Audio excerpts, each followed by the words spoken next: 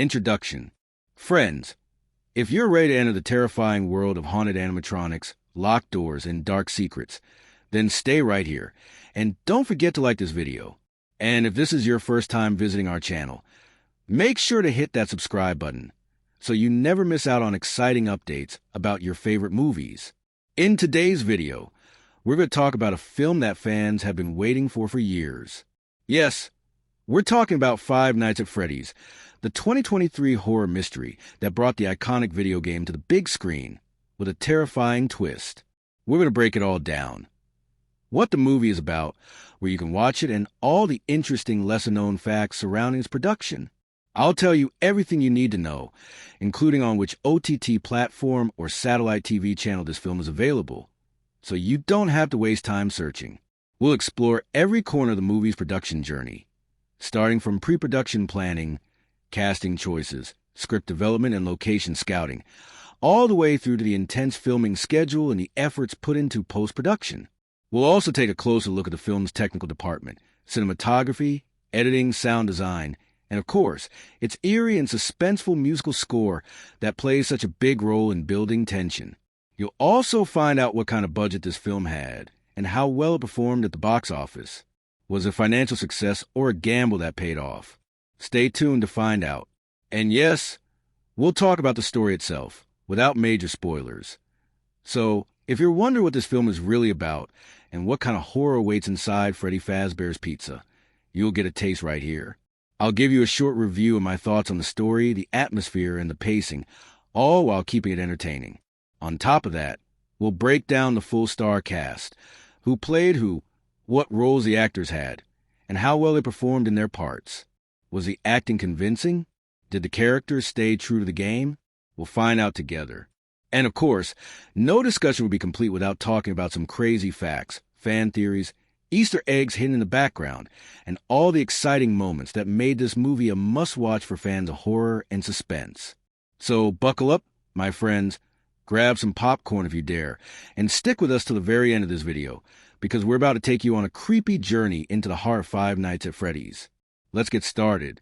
The story of Five Nights at Freddy's 2023 unfolds like a haunted memory slowly surfacing, refusing to stay buried. It begins not with the monsters, but with a deeply human pain. Mike Schmidt, emotionally worn down, is struggling to keep custody of his younger sister Abby after a series of job failures and his own unresolved trauma. The emotional weight hits early, as we see Mike's life shaped by a tragedy from years ago, the abduction of his little brother Garrett, an event that shattered his family and continues to torment his subconscious.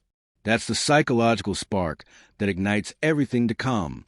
Rather than diving right into jump scares and horror tropes, the film grounds itself in loss and trauma.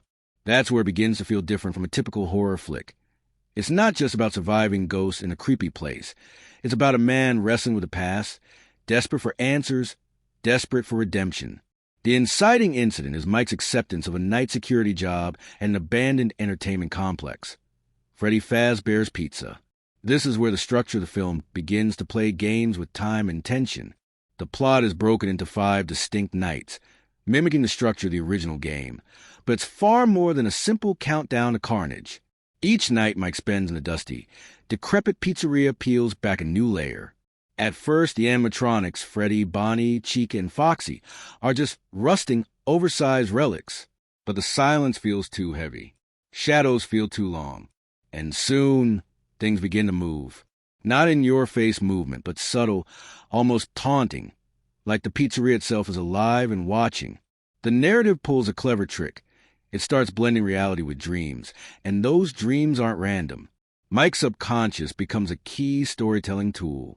In these dreams, he finds himself in a dark forest, reliving fragmented memories of Garrett's kidnapping. Only now the memories are populated by ghostly children with hollow eyes.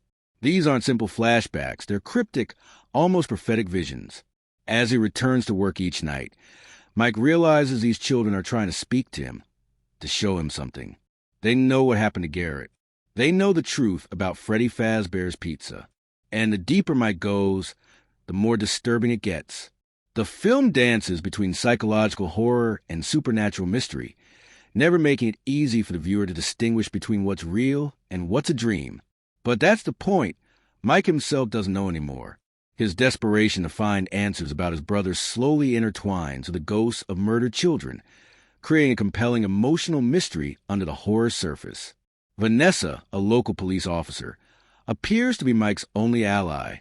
She starts off as a by-the-book character, but the film steadily unwraps her complexities. Her relationship to the pizzeria is far more personal than she lets on. In a quiet but powerful turning point, we discover that she has her own history with the place, one connected directly to the villain behind all of this, the elusive William Afton. He is a film's central shadow, and his presence is felt long before he appears on screen. He's the man responsible for the disappearances, for the twisted experiments, for turning childhood icons into vessels for vengeance. And when he finally does enter the story, it's not just as a murderer, but as a deeply manipulative figure who has managed to erase himself from a narrative until now. This reveal reorients everything you thought you knew. As the nights progress, the emotional stakes grow sharper. Abby, Mike's little sister, starts forming a connection with the animatronics, seeing them not as monsters, but as lonely spirits. That twist in perspective is one of the most unexpected choices a story makes. It doesn't just paint the animatronics as villains. It treats them as tragic figures, children trapped in metal shells, desperate to be understood. Abby's innocence and Mike's guilt create a strange dynamic with the haunted mascots, blurring lines between enemy and victim. That's when the film starts feeling more like a dark fairy tale than a standard horror movie. The climax is where everything boils over. The dreams, the flashbacks, the long-buried truths, they all collide. Mike confronts Afton, and it's not just a fight for survival, but confrontation with the trauma that has defined his life. The moment is packed with emotional intensity. Afton's evil is laid bare, and the animatronics finally turn against their creator, not because they're told to, but because they remember. The themes of memory, justice, and protection all rise to the surface. In that final night, the film shifts from being about horror to being about liberation, for the spirits, for Abby, and for Mike himself. By the time the narrative winds down, the story has moved far beyond a man guarding a spooky building. It becomes a story about how the past haunts the present, how grief echoes through every hallway, and how even the most terrifying entities are sometimes just looking for peace. The plot is structured around time, 5 nights, repeated cycles, dreams within dreams, but plays with those boundaries constantly, letting viewers experience the story not as a straightforward timeline, but as a fever dream that slowly starts making sense. The film doesn't just scare you, it immerses you, traps you in Mike's mind, makes you feel the weight of the past pressing in. It tells a story that's less about what's hiding in the shadows, and more about what we carry with us when the lights come back on. The character development in 5 Nights at Freddy's 2023 goes far beyond what you expect from a horror movie built on a video game foundation. Instead of relying solely on scares and spectacle, the film invests in its characters emotionally, peeling them open slowly like layers of trauma, fear, guilt, and hope. What makes it so engaging is that every major character isn't just reacting to events. They're shaped by deep personal histories that affect how they move through the story. These aren't disposable horror archetypes. They're wounded people trying to survive a haunted place while carrying the weight of their pasts. Mike Schmidt is the anchor of the film's emotional core. He doesn't start off as a hero. He starts off as a man in freefall. His brother's abduction, which occurred during a moment of distraction when Mike was just a kid, has left him paralyzed with guilt and obsessed with trying to remember some tiny detail that might lead to a breakthrough. This obsession ruins job after job, isolates him socially, and puts him on thin ice with Child Protective Services. Mike is a character shaped by a single devastating moment, and it's shaped every relationship he's had since. He tries to care for his younger sister Abby, but he does it in a detached, almost mechanical way. He provides food and a roof, but emotionally, he's stuck in the past. He's frozen in the guilt of that childhood mistake. Through his nightly shifts at Freddy Fazbear's Pizza, Mike begins to confront not just external danger, but his own internal demons. The dreams he has, bizarre, symbolic, looping, are less like flashbacks and more like a grieving process in motion. He sees the moment of Garrett's abduction over and over again, but each time something changes. Something deeper is revealed, and it's through these dreams that Mike begins to soften, to open, to connect with those around him in ways he never could before. His transformation isn't sudden or heroic. It's gradual, messy, and fueled by pain. By the end, he's someone willing to risk everything for Abby, not just out of responsibility, but out of genuine love and emotional clarity. He becomes the brother he couldn't be back then, and it's that growth, not just a horror, that gives the film its real punch. Abby, the little sister at the heart of the story, could have easily been written as a plot device, a child in danger to raise the stakes. But instead, she becomes a lens through which we view the animatronics differently. She's imaginative and sensitive, someone who draws pictures and sees the world in metaphor. She doesn't see the animatronics as monsters. She talks to them, sketches them, forms bond with them. Her connection to them is intuitive and honest, and it's through her that the audience begins to realize these machines are haunted not by evil, but by sadness. Abby doesn't go through a traditional arc. She doesn't dramatically change, but her presence reshapes how we see the story. She represents innocence and belief in a world where the adults have stopped trusting what they see. Her quiet relationship with Mike also becomes a kind of emotional timer. As he opens up, so does she. Their growing connection mirrors the unraveling mystery at the center of the plot. Then there's Vanessa, the enigmatic police officer, who initially seems like a helpful but minor character. Her development is one of the film's most subtle but effective surprises. At first, she's just a guide, a character who knows more than she lets on and drops cryptic warnings. But as her secrets begin to spill out, her role in the story grows dramatically. She isn't just another supporting character.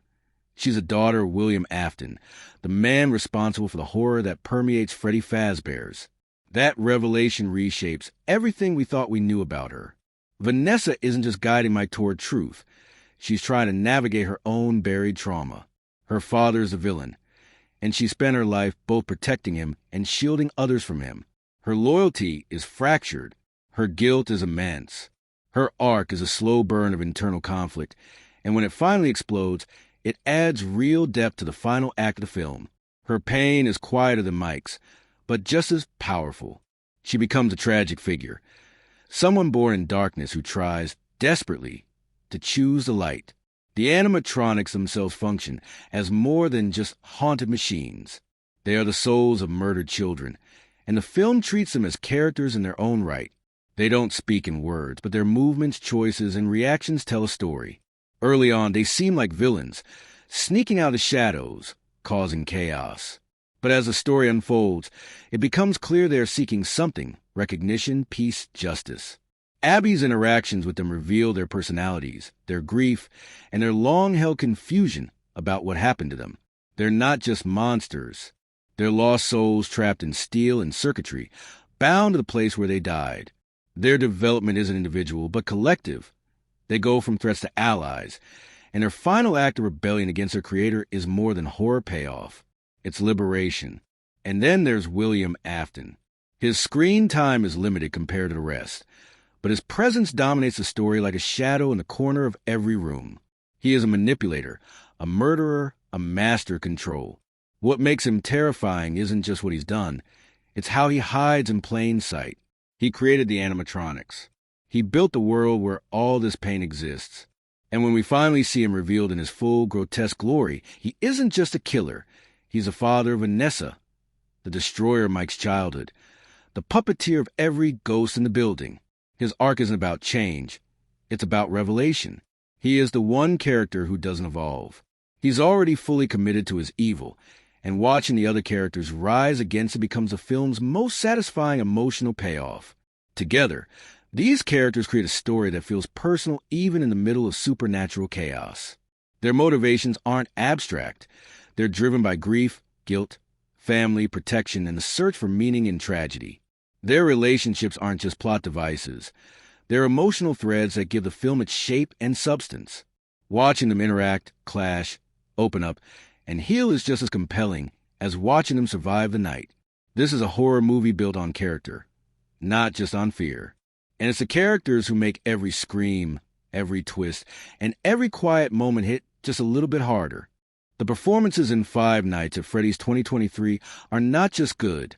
They're the glue that holds together a film that could have easily collapsed under the weight of its ambitious tone.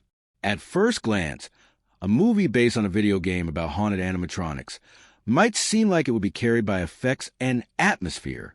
But here's where it surprises you. The cast doesn't just deliver believable work. They elevate the material. They inject emotional weight, psychological tension, and human vulnerability into a story that could have gone the route of mindless jump scares. Every main actor brings their A game, not just to survive the horror, but to embody it.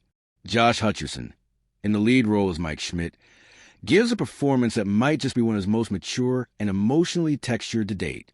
He doesn't play Mike as a clean-cut, noble everyman.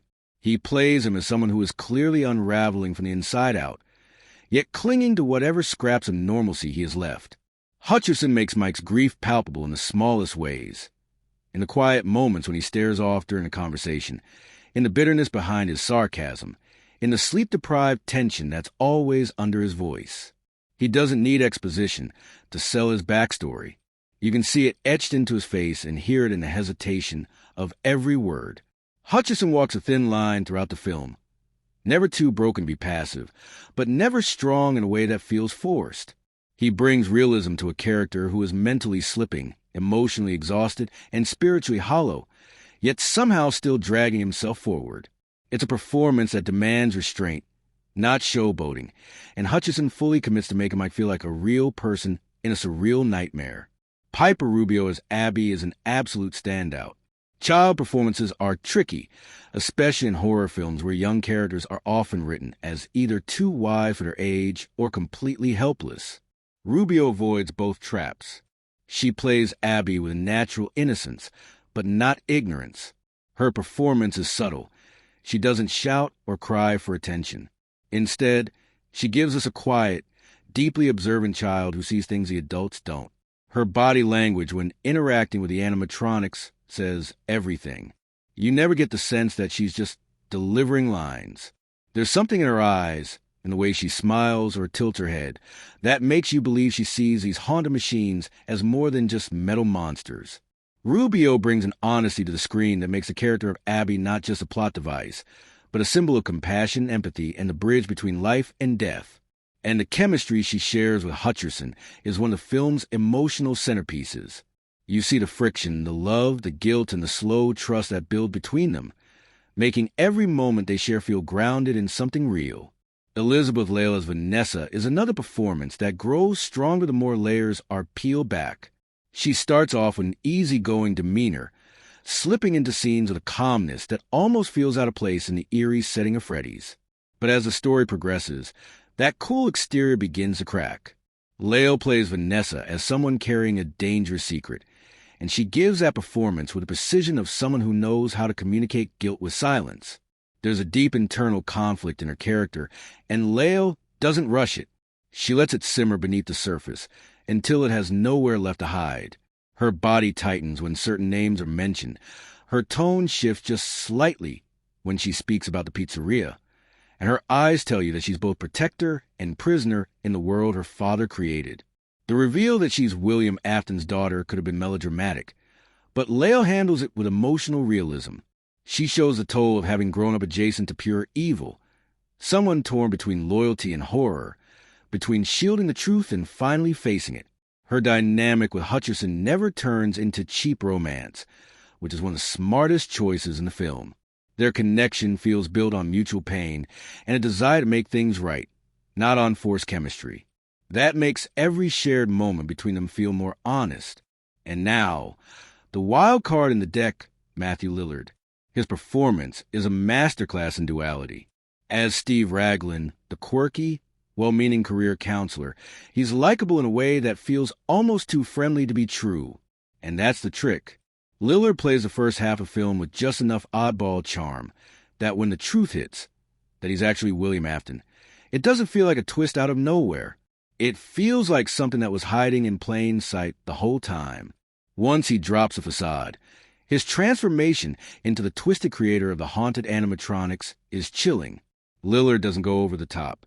He stays calm, composed, disturbingly polite even when committing acts of pure evil. He becomes the kind of villain who smiles when he talks about pain, who delivers threats like bedtime stories. It's that contrast, the affable counselor turned calculating killer, that makes a performance linger in your mind long after the film ends. He brings a theatrical flair without ever losing the eerie restraint that makes Afton so dangerous. The supporting characters, though more limited in screen time, add vital flavor to the story. Mary Stuart Masterson as Aunt Jane may have a brief arc, but she plays the role of cold-hearted opportunist with icy precision. Her scenes raise emotional stakes for Mike and Abby, and Masterson makes you feel the pressure that Mike is under from forces both supernatural and painfully domestic. Even the minor characters, like Max the babysitter and the unfortunate vandals, are cast and performed with care. They don't just exist to be victims. Each has personality, attitude, and enough presence that their fates actually matter.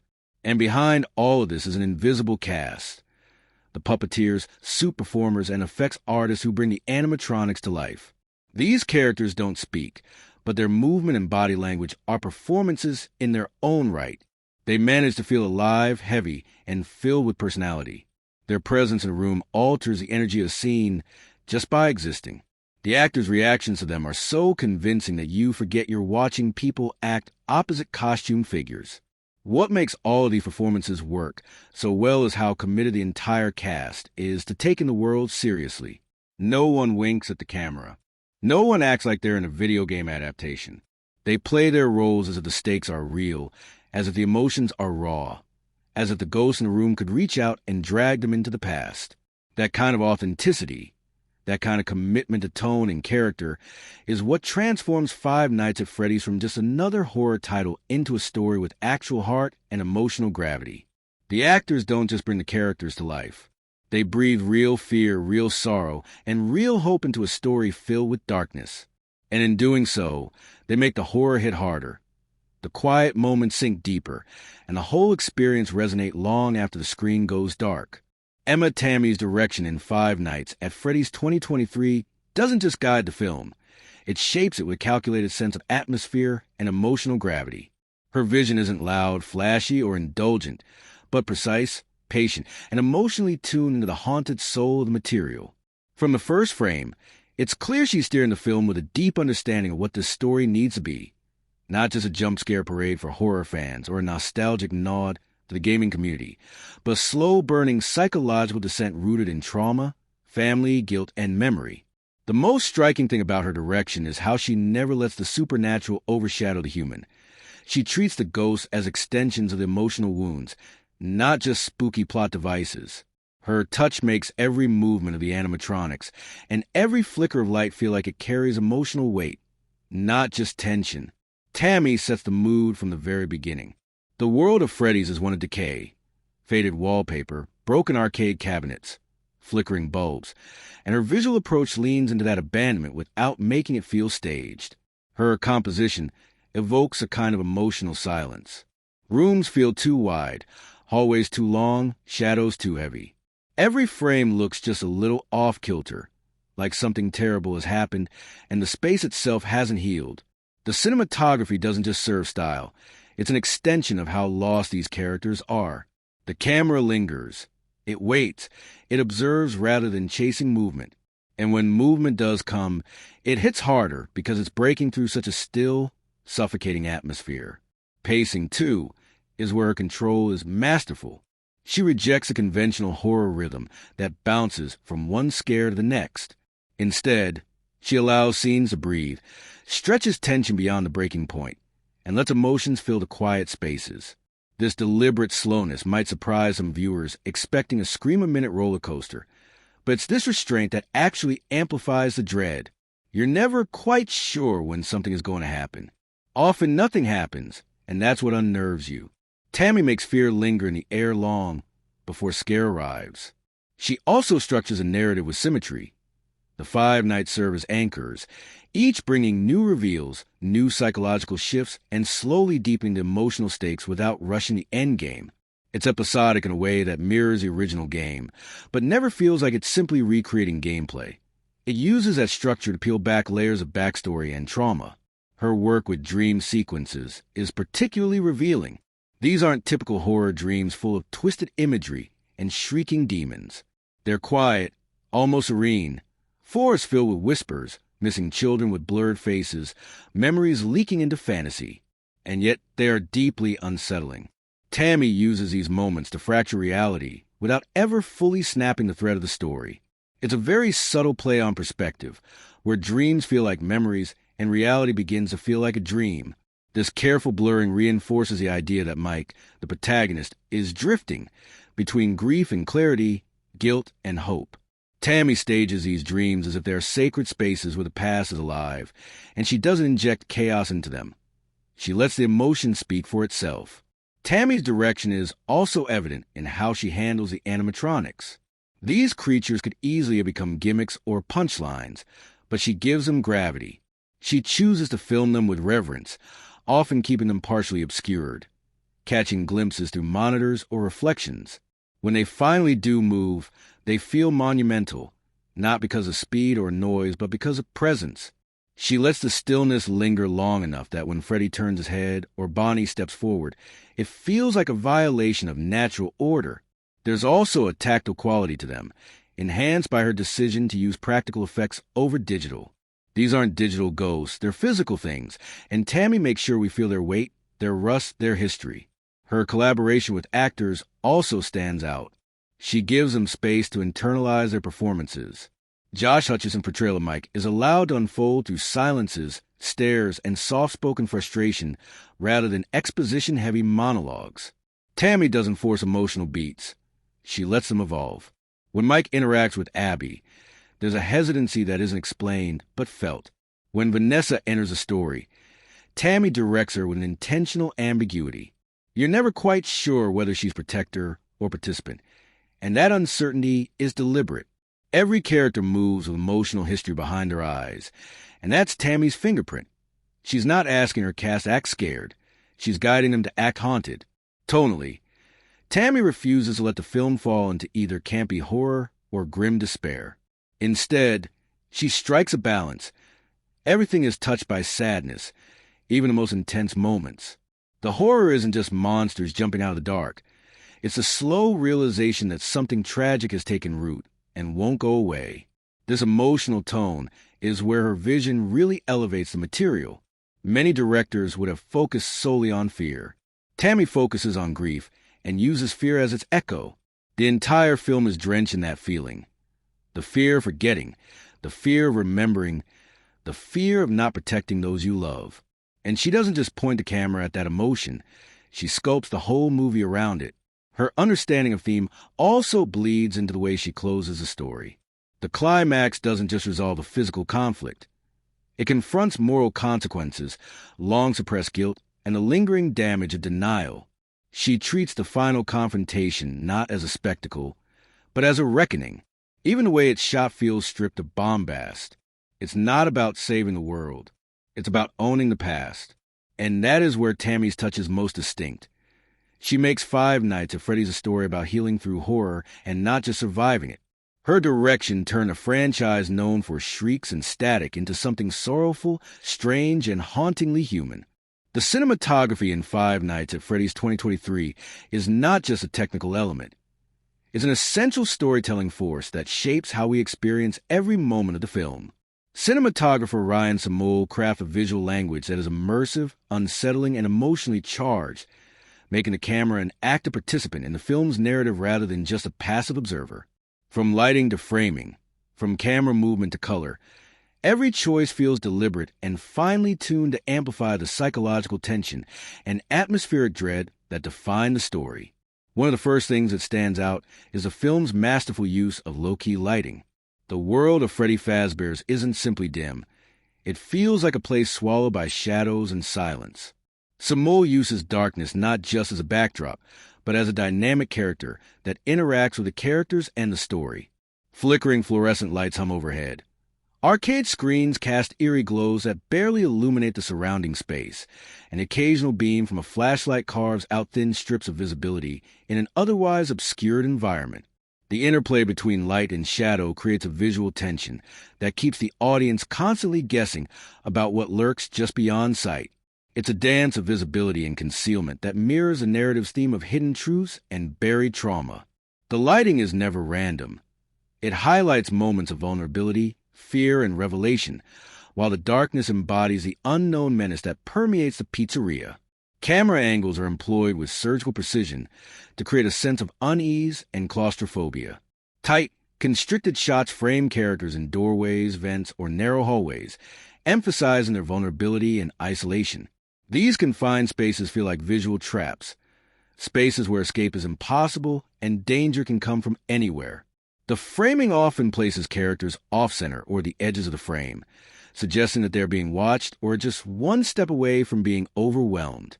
The use of low angles adds to this effect, making animatronics loom larger and more intimidating, while high-angle shots make human characters appear small and powerless.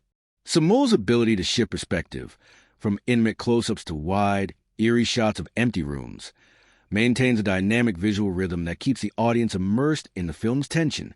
One visually iconic technique in the film is the use of reflections and monitors as framing devices. Security monitors serve as windows into a fragmented reality, their grainy, glitchy footage layered with static and distortion.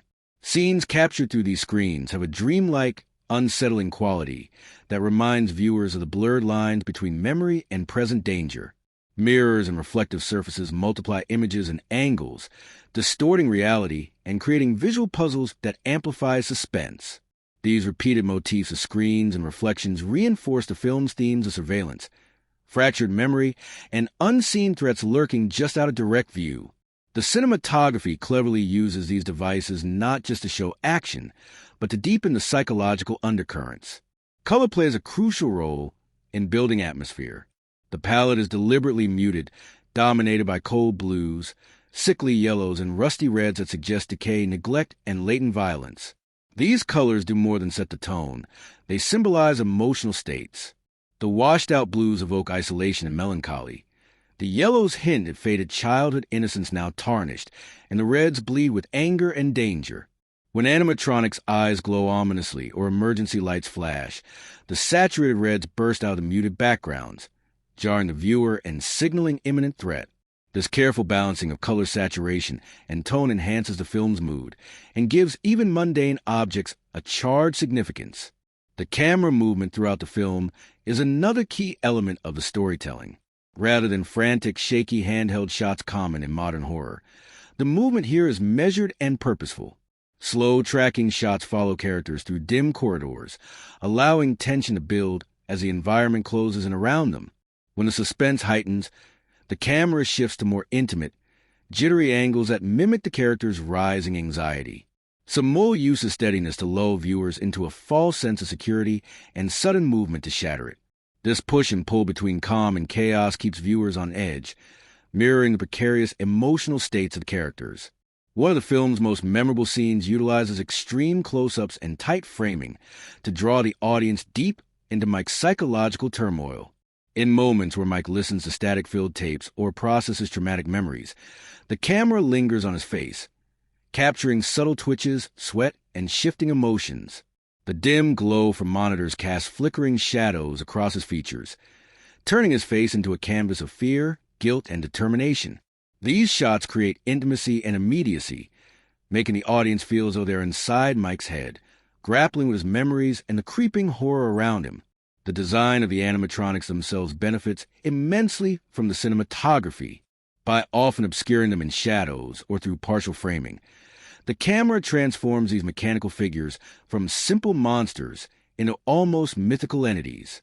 Their slow, deliberate movements are captured in a way that feels weighty and alive, enhanced by the careful lighting that highlights their weathered surfaces and eerie details. The cinematography avoids overexposing the animatronics, preserving their mystery and menace. When they do step fully into frame, the contrast between their artificial nature and their haunting presence is striking, creating moments that linger long after they pass.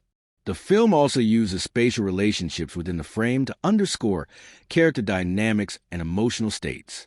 Scenes where characters are physically separated by doors, windows, or shadow divides are composed to visually represent emotional distance, secrets, or impending confrontation.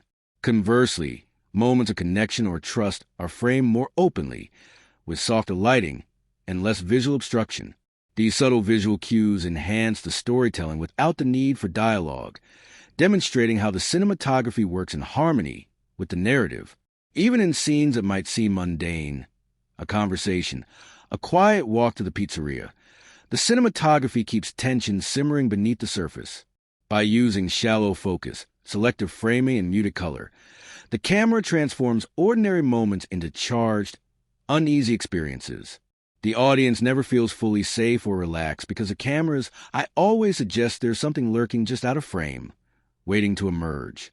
In summary, the cinematography in Five Nights at Freddy's 2023 doesn't merely capture the action, it creates the world. Through expert use of lighting, camera angles, framing, color, and movement, the visuals pull the audience into a space that is haunting, oppressive, and richly textured. Every shadow, every flicker of light, every carefully composed shot builds layers of suspense and emotion. The camera not only shows us the story, it makes us live it, breathe it, and feel the creeping dread that defines this haunting tale. The editing and pacing of Five Nights at Freddy's 2023 serve as the film's unseen heartbeat, quietly controlling how the story unfolds and how the audience experiences every twist and turn. This is a movie that doesn't rush to scare you or shove plot points down your throat. Instead, it embraces a rhythm that's as much about what it doesn't show as what it does. The editors have crafted a flow that moves like a slow, creeping fog, gradually enveloping you, tighten the atmosphere, and then occasionally erupting in bursts of chaos that leave you breathless. It's an editing style that respects the intelligence and patience of the audience, understanding that suspense is as much about waiting as it is about action. Right from the start, the transitions between scenes and sequences demonstrate a level of craftsmanship that keeps the film feeling cohesive even as it jumps between reality, memories, and nightmares. The film's editing team uses a range of techniques, fades, dissolves, match cuts, and layered sound bridges to blend these different narrative layers so seamlessly that you almost forget you're moving between different planes of consciousness. Instead of feeling jarring or disjointed, these transitions pull you deeper into Mike's fractured mind. For instance, a scene might start in the dimly lit pizzeria, then gently dissolve into a foggy dreamscape where memories and fears mingle. These shifts happen without warning, but never lose narrative clarity, which is a testament to the editor's finesse.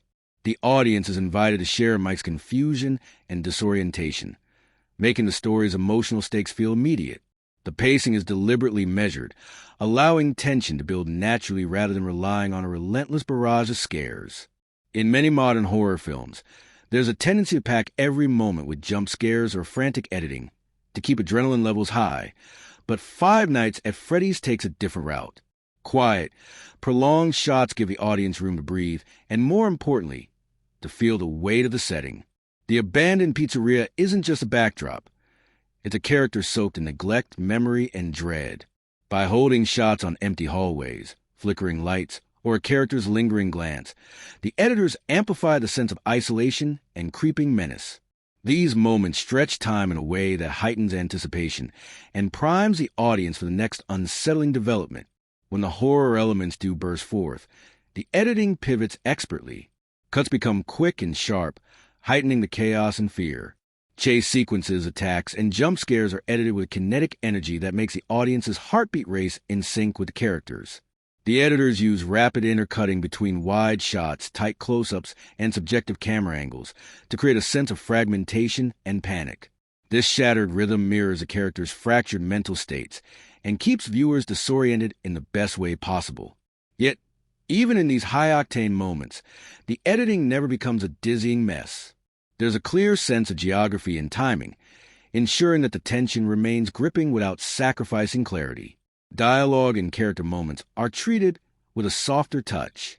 The editors allow conversations to unfold naturally, often lingering on silences, pauses, and subtle reactions that reveal as much as the spoken words. This choice grounds the supernatural horror in genuine human emotion. For example, scenes between Mike and Abby or Mike and Vanessa are paced to emphasize vulnerability, trust, and the unspoken weight of their shared trauma. The editing respects the actors' performances by not cutting away too quickly, which invites the audience to connect with the characters on a deeper level. These moments provide emotional contrast to the tension-heavy sequences and prevent the film from becoming emotionally exhausting or monotonous. The film's episodic structure, based on the Five Nights concept from the source material, is reflected in the editing's rhythm. Each night serves as a narrative unit, with its own arc of suspense, revelation, and emotional development. The editors cleverly use cuts and pacing to delineate these segments while maintaining a continuous flow that feels cinematic rather than segmented. This episodic rhythm mirrors the video game's mechanics, but is adapted with care to fit a feature film's storytelling demands. The transitions between nights often feature sound bridges, creaks, static, distant mechanical noises that carry tension across scenes, ensuring the audience remains immersed. Sound design works hand in hand with editing to shape the film's flow. Audio cues frequently bridge cuts, creating a seamless auditory experience that maintains the eerie atmosphere even during scene changes. The editors use sound to mask cuts or to force shadow scares, heightening suspense without needing visual confirmation. For instance, the faint whir of machinery or the sudden creak of a vent might precede a jump scare, and the timing of these audiovisual edits is crucial for maximizing impact. This synergy between sound and picture editing demonstrates a sophisticated understanding of horror sensory language. The editors also expertly manipulate temporal space, sometimes stretching moments to an almost unbearable length to build suspense.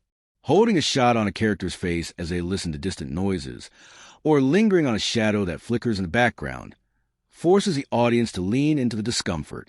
This technique taps into a primal aspect of fear, the dread of the unknown, and the anticipation of something bad about to happen.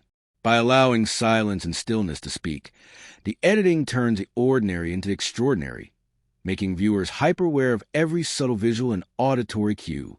There's also an intelligent use of fragmented editing to reflect the protagonist's psychological state. As Mike's memories resurface and his mental stability wavers, some scenes feature jump cuts, flash frames, or elliptical transitions that disrupt the flow just enough to evoke confusion and unease. These editorial flourishes deepen the immersion, putting the audience in Mike's shoes as he struggles to piece together truth and illusion. These moments don't feel gimmicky because they serve the story and emotional journey rather than detract from it. While the film's deliberate pacing and restrained editing style might frustrate those expecting non-stop thrills, it's precisely this patience that makes the scares more effective and the emotional moments more resonant. The editing respects that fear is not just a reaction, but an experience that unfolds over time, and it trusts the audience to sit with that fear. This creates a varied and dynamic rhythm that keeps viewers engaged on multiple levels, intellectually, emotionally, and viscerally. In the end, the editing and pacing are not merely technical aspects. They are storytellers in their own right. They guide the audience through a labyrinth of suspense, memory, and emotion with a rhythm that feels both natural and meticulously crafted. This careful modulation of tempo and transition transforms Five Nights at Freddy's from a simple horror adaptation into a haunting cinematic journey that creeps under your skin and lingers long after credits roll. The soundtrack and score of Five Nights at Freddy's 2023 are much more than just background noise. They are vital, living components of the film's storytelling that work hand in hand with the visuals and narrative to immerse the audience in its eerie, haunting world. Crafted by the talented composer's name, the music is a study in contrast, blending delicate, nostalgic sounds with unnerving dissonance and haunting silence to create a sonic atmosphere that feels as layered and complex as the story itself. The score never tries to dominate or distract. Instead, it creeps into your subconscious, heightening tension, amplifying emotion, and sometimes whispering dark secrets just beneath the surface. One of the most striking features of the score is its clever use of recurring motifs that capture the dual nature of Freddy Fazbear's Pizzeria, both a place of childhood wonder and a site of chilling terror. The composer incorporates tinkling music box melodies, delicate glockenspiel notes, and lightly plucked strings that evoke the whimsy of carnival or a forgotten toy chest. But these aren't cheerful tunes. They are warped, slowed down, or layered with unsettling echoes, turning innocence into something haunting. These motifs return throughout the film in various forms, sometimes subtly altered or distorted, serving as auditory reminders of the animatronics' ever-present menace and the buried traumas lurking beneath the surface. They act like thematic anchors, pulling the audience back to the core emotional and narrative threads even as the story twists and turns. The emotional power of the soundtrack shines particularly in its restraint. Rather than employing sweeping orchestral bombast, the score often opts for sparse, minimalist passages that mirror the character's internal struggles and fragile emotional states. Soft piano melodies, gentle string plucks, or distant, echoing tones fill scenes of introspection or grief, giving space for the actors' performances to breathe while subtly reinforcing the mood. These moments of quiet reflection in the music deepen the sense of melancholy and loss permeating the film, allowing viewers to connect more intimately with Mike's journey through guilt, memory, and healing. The score feels like a quiet companion to the character's pain, never forcing emotion but gently guiding it. Equally important to the soundtrack's effectiveness is its masterful use of silence. The film often strips away music entirely, leaving only ambient sounds, the slow hum of broken machinery, the flicker of faulty lights, the distant metallic creaks of the animatronics' joints. This silence is never empty. It's charged with expectation and dread. By removing music at key moments, the film trains the audience to listen closely to the smallest noises, making every footstep or mechanical groan feel amplified and loaded with menace. When the score does re-enter after these quiet stretches, its impact is magnified. Scares feel more sudden, suspense more intense, and emotional beats more profound. This delicate dance between sound and silence is one of the score's greatest strengths, showing a sophisticated understanding of how music can manipulate tension in horror storytelling. The composer also weaves in layers of dissonant textures and subtle electronic elements that further unsettle the audience. These sounds sometimes mimic glitches or static, blurring the line between music and ambient noise. It's as if the soundtrack itself is a malfunctioning machine, echoing the film's themes of broken memories and haunted technology. These eerie sonic textures create a creeping sense of unease, as though something is always slightly off, lurking beneath the surface of what seems familiar. The boundary between score and sound design becomes intentionally blurred, immersing viewers in a world where reality and nightmare coexist. Rhythm plays a surprisingly important role in the soundtrack's tension building. Repetitive mechanical beats and ticking sounds often underscore scenes, mimicking the animatronic's slow, relentless movements. These pulsating rhythms start quietly under dialogue or quiet moments, gradually swelling to signal approaching danger. This auditory cue creates a tactile sensation of dread, like the slow turning of a monstrous machine that cannot be stopped.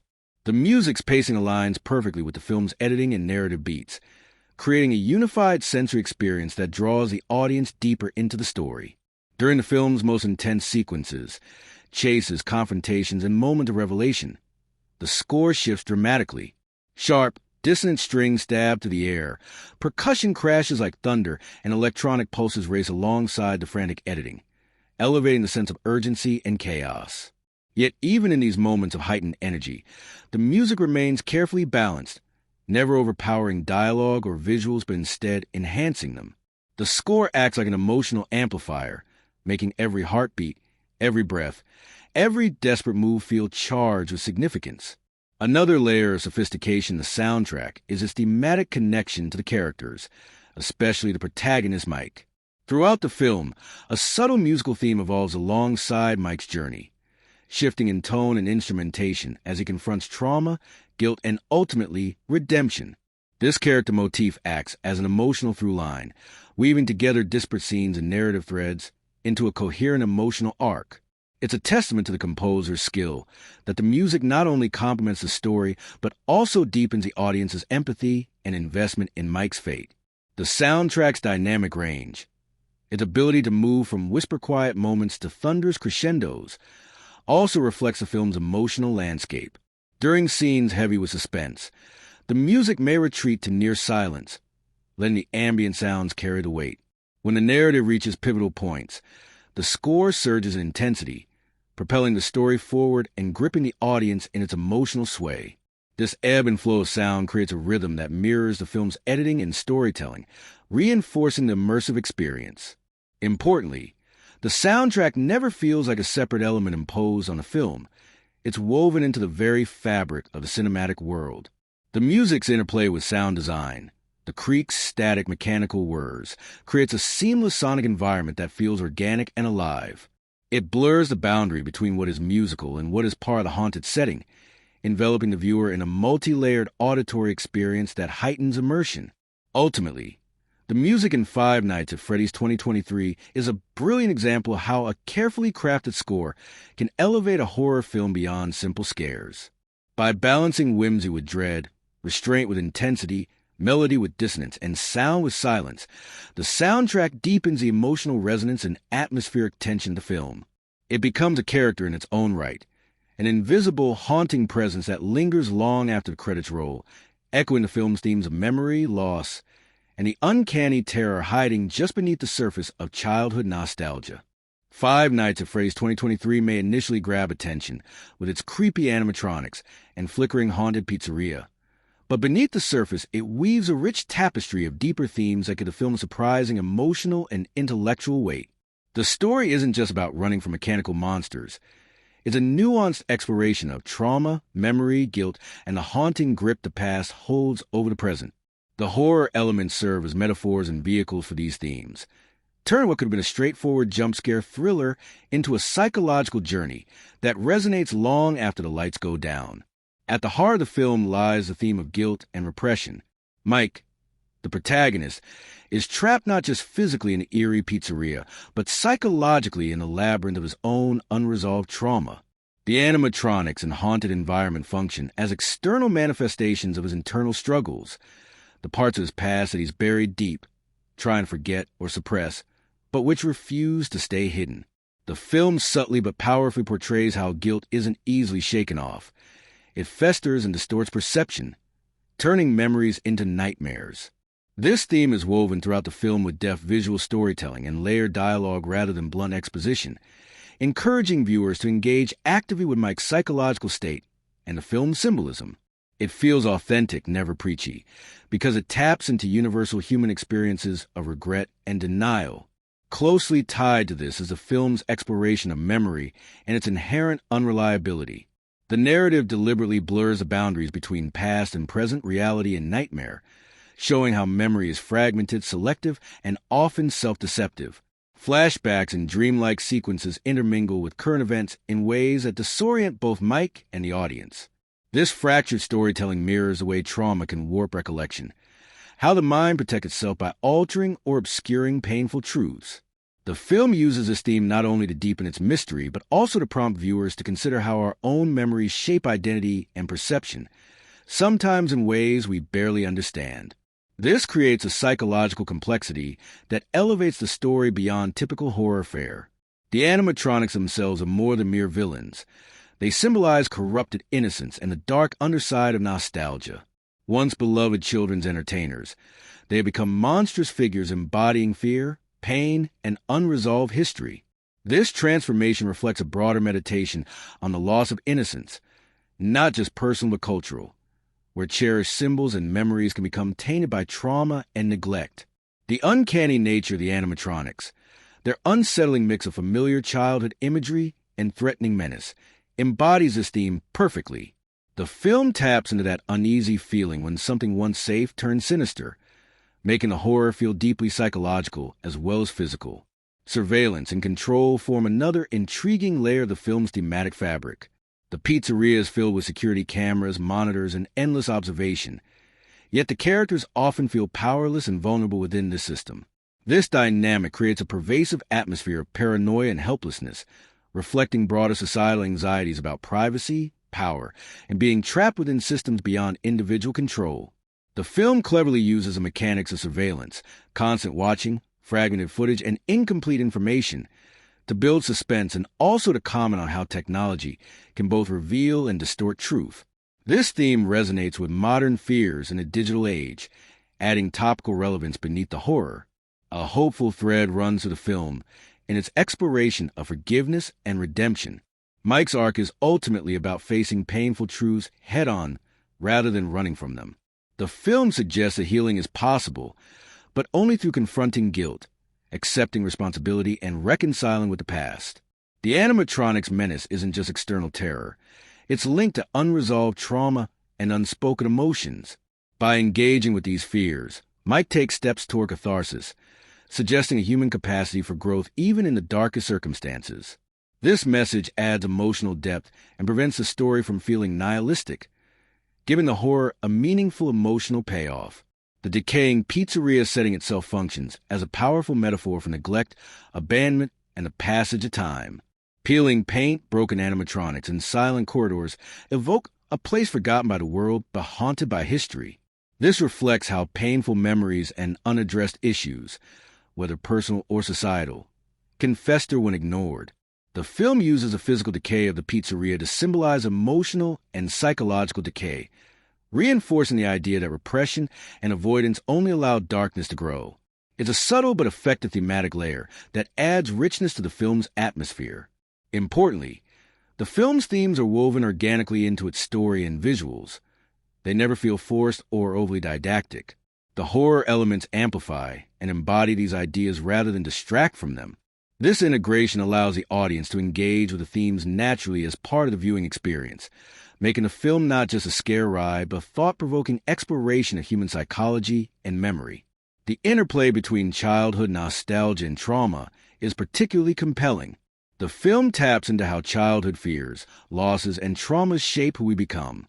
The animatronics and carnival motifs evoke a sense of lost innocence, while their monstrous transformations embody the way childhood memories can be both comforting and haunting. This duality adds emotional complexity and invites viewers to reflect on their own experiences growing up, the fears they carried, and the ways those fears linger into adulthood. Isolation, both physical and emotional, is another pervasive theme. Characters are frequently shown alone in dark corridors or separated from one another, emphasizing vulnerability, but also symbolizing how trauma can isolate people from connection and understanding. This theme adds emotional weight and empathy, underscoring the importance of confronting pain rather than suffering in silence. Overall, Five Nights at Freddy's 2023 uses its horror framework as a vessel to explore themes of guilt, memory, lost innocence, surveillance, and redemption with surprising depth and nuance. It invites viewers not just to experience a scary story, but to engage with ideas about the human condition that linger long after the final scene. The film's blend of unsettling atmosphere and emotional resonance creates a layered experience where scares and symbolism coexist, making it much more than just a game adaptation or jump scare flick. The visual effects and CGI in Five Nights at Freddy's 2023 are central to immersing the audience in its dark, unsettling world, and the filmmakers handle this with a deft blend of digital artistry and practical effects that work together to create a seamless, believable atmosphere. Rather than relying solely on flashy computer-generated imagery, the film strikes a careful balance, using practical effects to anchor scenes in tangible reality, while reserving CGI for moments that demand supernatural fluidity or impossible movements. This interplay is what makes the animatronics and the haunted pizzeria environment feel not just visually convincing, but truly alive in a way that hooks viewers deep into the story. Right from the start, the filmmakers establish a gritty, textured world using real sets and physical props that ooze decay and abandonment. The cracked walls, peeling paint, flickering overhead lights, and dusty floors all contribute to a palpable sense of neglect and menace. This tangible environment grounds the audience in a physical space that feels authentic, which is crucial when later layering digital elements on top. The CGI animatronics, when introduced, do not feel artificially pasted onto these sets. Rather, the lighting, shadows, and texturing are painstakingly matched to practical environment. Subtle details like scuffed metal surfaces, grime and crevices, and slight reflections help these digital creations blend effortlessly with their real-world surroundings, enhancing suspension of disbelief and making the horror feel immediate. The film excels particularly in how it employs practical effects during close interactions between characters and animatronics. Whenever a character brushes against or narrowly escapes an animatronic's grasp, the filmmakers often rely on animatronic puppets, robotic suits, or physical models that the actors can engage with directly. This provides a tactile realism that CGI alone can struggle to replicate. The weight, texture, and physicality of the animatronics feel convincing and menacing, allowing the audience to sense their bulk and presence. Moreover, actors' reactions become more genuine and visceral when interacting with real props rather than empty spaces or stand-ins, which deepens the emotional impact of these tense moments. The practical effects often receive digital enhancements, like smoothing movements or adding glowing eyes, but the foundation remains physical, which keeps the scenes grounded. CGI, on the other hand, is used strategically for moments where practical effects cannot convey the unnatural movements or supernatural elements required by the story. The animatronics' jerky, twitchy motions, sudden contortions, or impossibly fast movements are brought to life through digital animation, emphasizing their uncanny, otherworldly nature. The digital eyes, in particular, are enhanced with glowing effects that pulse and shift in ways impossible to recreate practically, giving the machines a piercing, predatory gaze that heightens their menace. These visual touches inject a sense of eerie intelligence and malice into the animatronics, reminding viewers that these are no ordinary machines but haunted, almost sentient beings. One of the film's most clever visual strategies is its use of lighting, shadow, and partial obscurity to balance CGI and practical effects. The animatronics are often glimpsed in flickering darkness, reflected in cracked glass, or partially hidden behind objects, which creates suspense by leaving parts of their forms to the imagination. This technique not only builds tension, but also allows the digital effects to be deployed judiciously. Audiences catch enough to be terrified without the film overexposing its creatures and risking visual fatigue. This careful control of visibility makes each full reveal more impactful and preserves the uncanny mystery surrounding the animatronics. Environmental effects also benefit from a subtle mix of practical and digital techniques.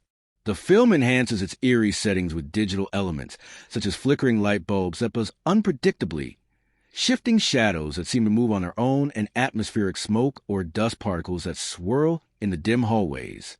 These touches are never flashy or overly stylized. They quietly bolster the claustrophobic, haunted mood and support the narrative themes of decay and neglect. The blending of real and digital creates an immersive sound and vision tapestry, where the haunted pizzeria feels like a living, breathing character itself. During sequences of heightened supernatural activity, the filmmakers get inventive with CGI to visually represent the pizzeria's fractured reality. Walls may warp subtly, machinery may glitch and stutter, or animatronics may momentarily dissolve into clouds of mechanical parts and mist. These surreal effects mirror the story's exploration of broken memories and the unstable boundary between reality and nightmare. They add a layer of visual metaphor that deepens a narrative, showing that the horror is not just physical but psychological. By integrating these effects seamlessly, the film avoids feeling like a simple monster flick and instead presents a world where the environment itself seems haunted and distorted. The practical gore and physical effects deserve special mention as well. When characters sustain injuries or face physical peril, the film uses makeup, prosthetics, and squibs to create realistic wounds, bruises, and blood splatters. These grounded effects prevent the film from drifting into sterile CGI territory and maintain a gritty, tactile edge that complements the digital animatronics. This combination keeps the stakes feeling real and visceral, which is crucial in maintaining suspense and emotional engagement. Animating the animatronics is a masterclass in balancing mechanical rigidity with eerie, unnatural movement. The digital models are designed to move with a jerky, stuttering rhythm that echoes the hydraulics and gears beneath their surfaces, but occasionally these movements become fluid and unpredictable, amplifying the uncanny valley effect. The visual effects team pays close attention to tiny details, metallic joints creaking, slight mechanical whirs, hydraulic pistons extending, that add authenticity and immersion. These details reinforce a machine's status as cold, unfeeling constructs possessed by a sinister force, and the sound design works hand in hand with the visuals to amplify this effect. One of the most impressive aspects of the film's visual effects is its restraint and timing. Rather than overwhelming the screen with non-stop CGI spectacle, the filmmakers deploy effects thoughtfully, building tension and surprise. Visual effects are used sparingly but effectively, making each appearance of the animatronics or supernatural phenomenon feel earned and impactful. This pacing prevents visual fatigue and keeps audiences on edge, never knowing when or how the next scare will manifest. Overall, the visual effects in CGI in Five Nights at Freddy's 2023 go beyond creating scary monsters and creepy environments. They construct a fully realized, immersive world where digital and practical effects coexist in perfect harmony, making the haunted pizzeria and its mechanical inhabitants feel chillingly real. The seamless blending of these techniques enhances storytelling, deepens atmosphere, and ensures that the animatronics emerge as memorable. The set design and locations in Five Nights at Freddy's 2023 are not just static backdrops. They are dynamic, immersive environments that pull viewers deep into the film's unsettling world, making a haunted pizzeria feel like a character as alive and complex as the protagonists themselves. The production team's attention to detail and dedication to creating an authentic, textured space elevate the film from a simple horror thriller to a fully realized atmospheric experience where every corner, object, and shadow adds layers of meaning and tension. From the moment the audience steps inside Freddy Fazbear's Pizza, the environment immediately communicates a story of faded glory and creeping dread. The filmmakers wisely avoid the temptation to make the setting feel glossy or overly stylized. Instead, the pizzeria is designed with gritty realism that suggests a once thriving family entertainment center now left to rot and decay. The floors bear the wear of countless footsteps with scuffs, dirt, and cracks telling silent stories of years of neglect. Walls are layered with peeling paint and water stains, while decades-old posters of animatronic mascots hang askew, their bright colors dulled and chipped. The lighting design furthers a sense of abandonment, with buzzing fluorescent fixtures that flicker unpredictably, casting long, jittery shadows that dance eerily across the cracked linoleum. This careful construction of the physical space instantly grounds the audience in a believable, tangible world where danger feels real and imminent. The layout of the pizzeria itself is a masterclass in spatial storytelling. The corridors twist and turn in a maze-like fashion, with tight hallways and cramped rooms that amplify feelings of claustrophobia and disorientation.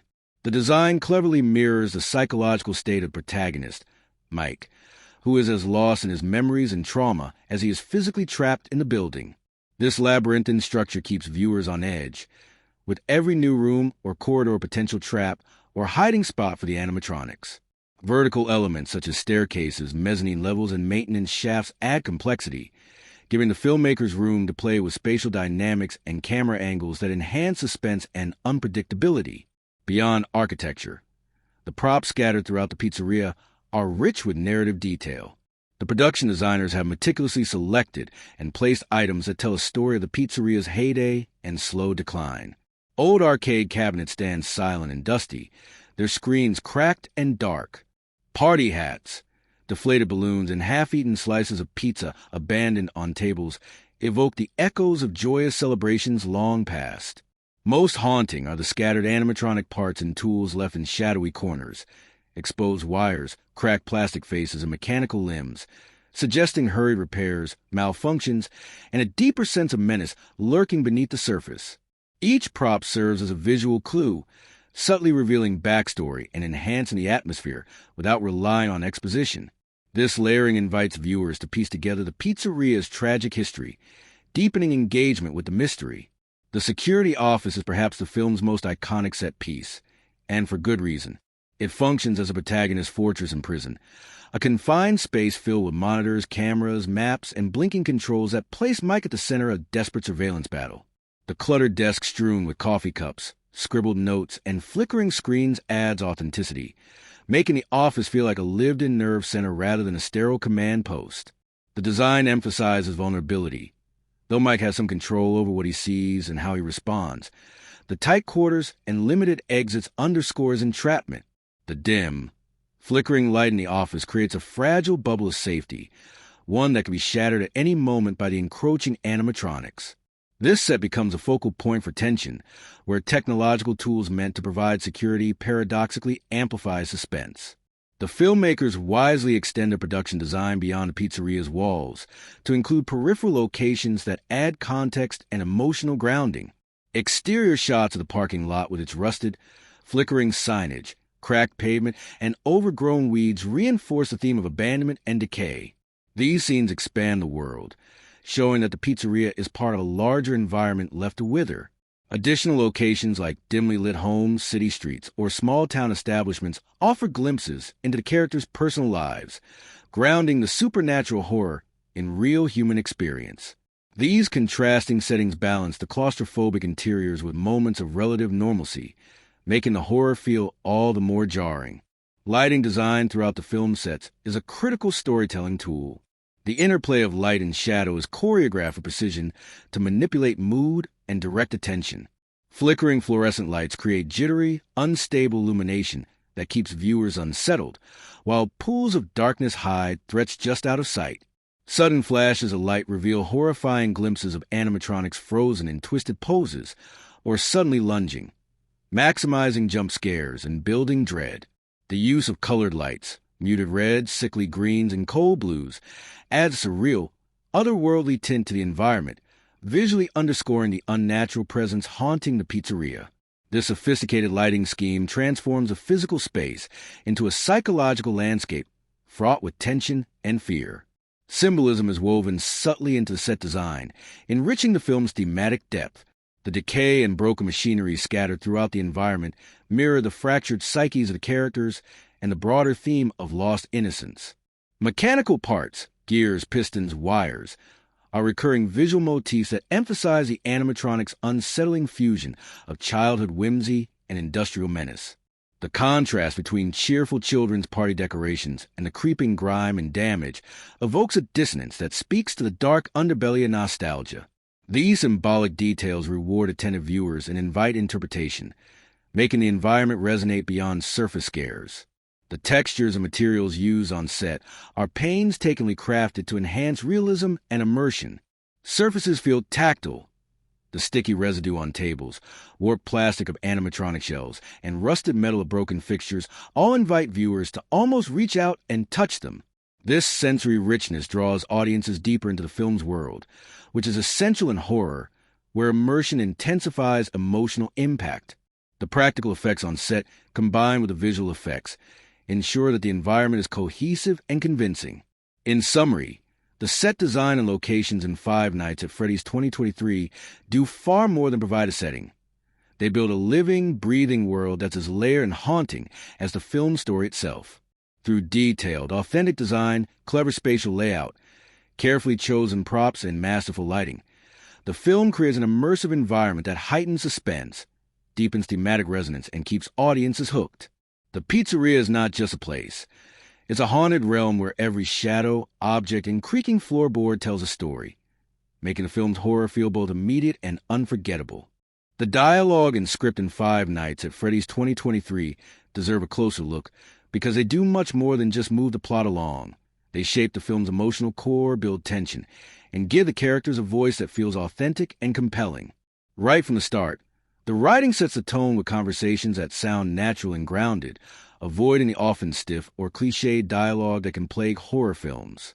The characters speak and react in ways that feel true to their circumstances, whether it's moments of quiet desperation, quick exchanges filled with anxiety, or flashes of sarcastic humor that break the tension just enough to keep the audience engaged.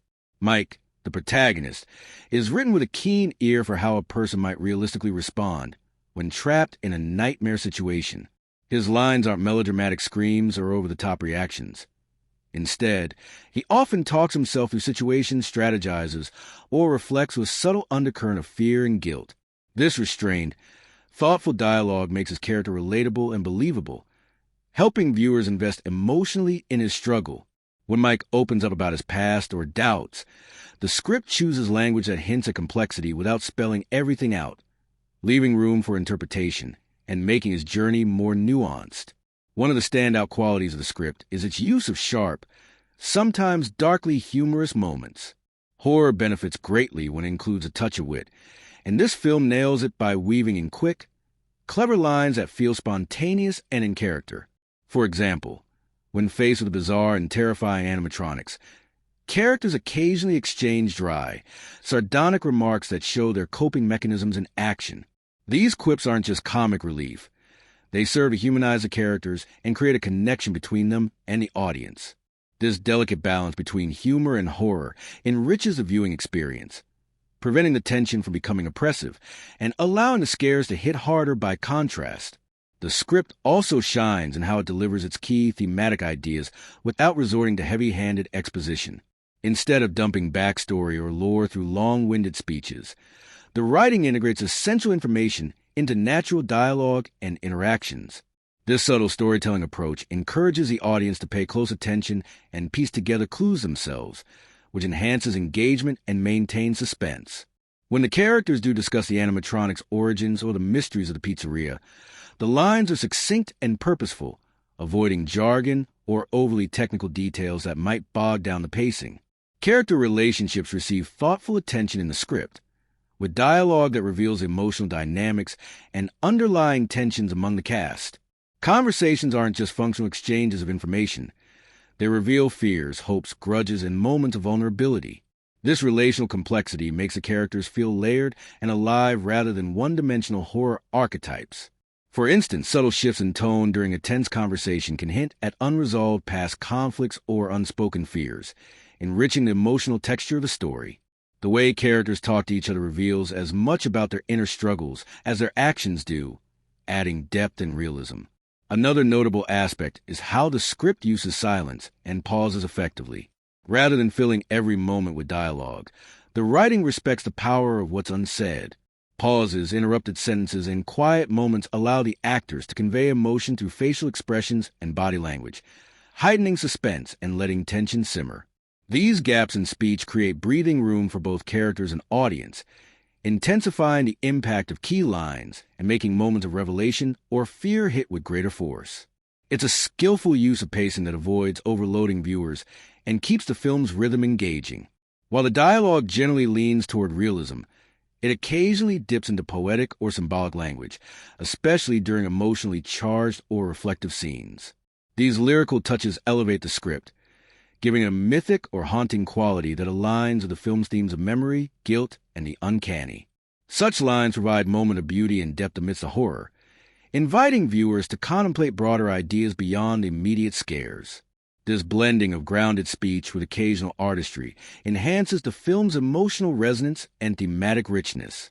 The script's memorable lines stand out not only because of their cleverness or emotional weight, but also because they encapsulate the film's core ideas in succinct, impactful ways. These quotes often linger in the mind after viewing, distilling complex themes into phrases that are easy to recall but rich in meaning. Whether it's a simple observation about the animatronic's eerie nature or a deeper reflection on guilt and forgiveness, these lines function as thematic anchors that give the story cohesion and depth. Importantly, the dialogue also serves a practical function of advancing suspense and horror. The script uses conversations to build unease, sometimes by revealing new threats, other times by heightening misunderstandings or paranoia among characters. The timing and tone of these exchanges are carefully crafted to escalate tension without feeling contrived. The writing recognizes that horror thrives on uncertainty, and the dialogue contributes to that atmosphere by keeping characters and the audience on edge. In addition to character and thematic work, the script also pays attention to pacing, ensuring that dialogue scenes vary in intensity and length to maintain momentum. Quick exchanges ramp up action sequences, while slower, more reflective conversations provide emotional grounding. This modulation keeps the narrative dynamic and prevents fatigue, guiding viewers through a roller coaster of fear, hope, and intrigue. In sum, the dialogue and script of Five Nights at Freddy's 2023 are vital to its success in creating an engaging and emotionally resonant horror experience. With naturalistic speech, sharp wit, thematic depth, and memorable lines, the writing draws viewers into the characters' world and minds. It balances exposition with mystery, humor with terror, and realism with poetic insight. This thoughtful scripting turns what might have been a simple scare fest into a layered story where language carries as much weight as shadows and screams. Five Nights at Freddy's 2023 skillfully navigates the complex terrain of horror genre conventions, expertly blending familiarity with innovation to craft an experience that feels both comfortingly recognizable and thrillingly fresh. At its core, the film respects the foundational elements that define haunted animatronic horror: a dark, confined setting teeming with lurking mechanical monsters, the ever-present threat that escalates slowly but inexorably, and a protagonist caught in a claustrophobic nightmare, but avoids falling into the trap of predictability by thoughtfully tweaking and reimagining these tropes.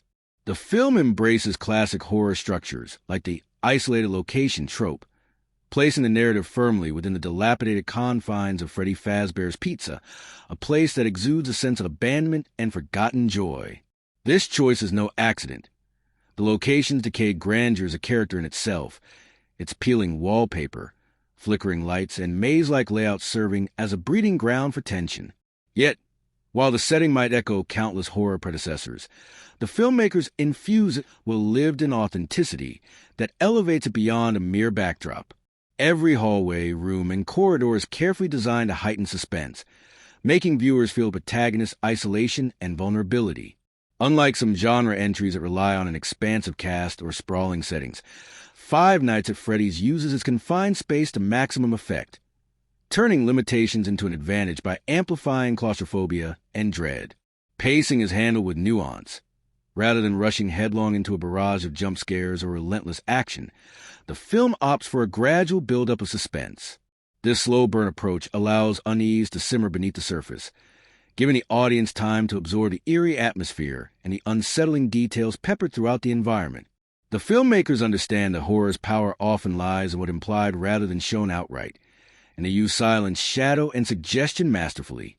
Moments of quiet dread, creaking floors, distant mechanical whirs, a flicker of movement in the peripheral vision, create an anticipatory tension that keeps viewers on edge long before the animatronics make their appearances. This restraint is a breath of fresh air in a genre sometimes plagued by overuse of cheap scares, demonstrating a mature grasp of suspense mechanics.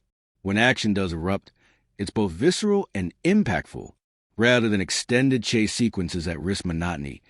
The film uses bursts of frantic movement and confrontation sparingly but effectively. These sequences feel desperate and high stakes, with a confined environment intensifying the danger. The animatronics' unpredictable movements and the limited resources available to the protagonist create a cat-and-mouse dynamic that feels immediate and dangerous. This balance between slow suspense and sudden bursts of action keeps the audience's adrenaline fluctuating, maintaining engagement throughout the runtime. One of the film's standout achievements is how it integrates humor in a way that feels natural and enhances rather than detracts from the horror. This dark, often sardonic humor arises organically from character interactions and situations, providing brief, well-timed relief from tension without breaking immersion. The humor is never slapstick or out of place. Instead, it reflects the character's attempts to cope with the unimaginable horrors surrounding them. These moments humanize the cast, making their fears more relatable and their survival struggles more emotionally resonant. The interplay between fear and wit adds texture to the narrative, preventing the tone from becoming relentlessly grim and giving the audience emotional breathing room. Drama and character development are woven seamlessly into the horror fabric. The film focuses on psychological and emotional struggles, using the supernatural threats as external manifestations of inner turmoil.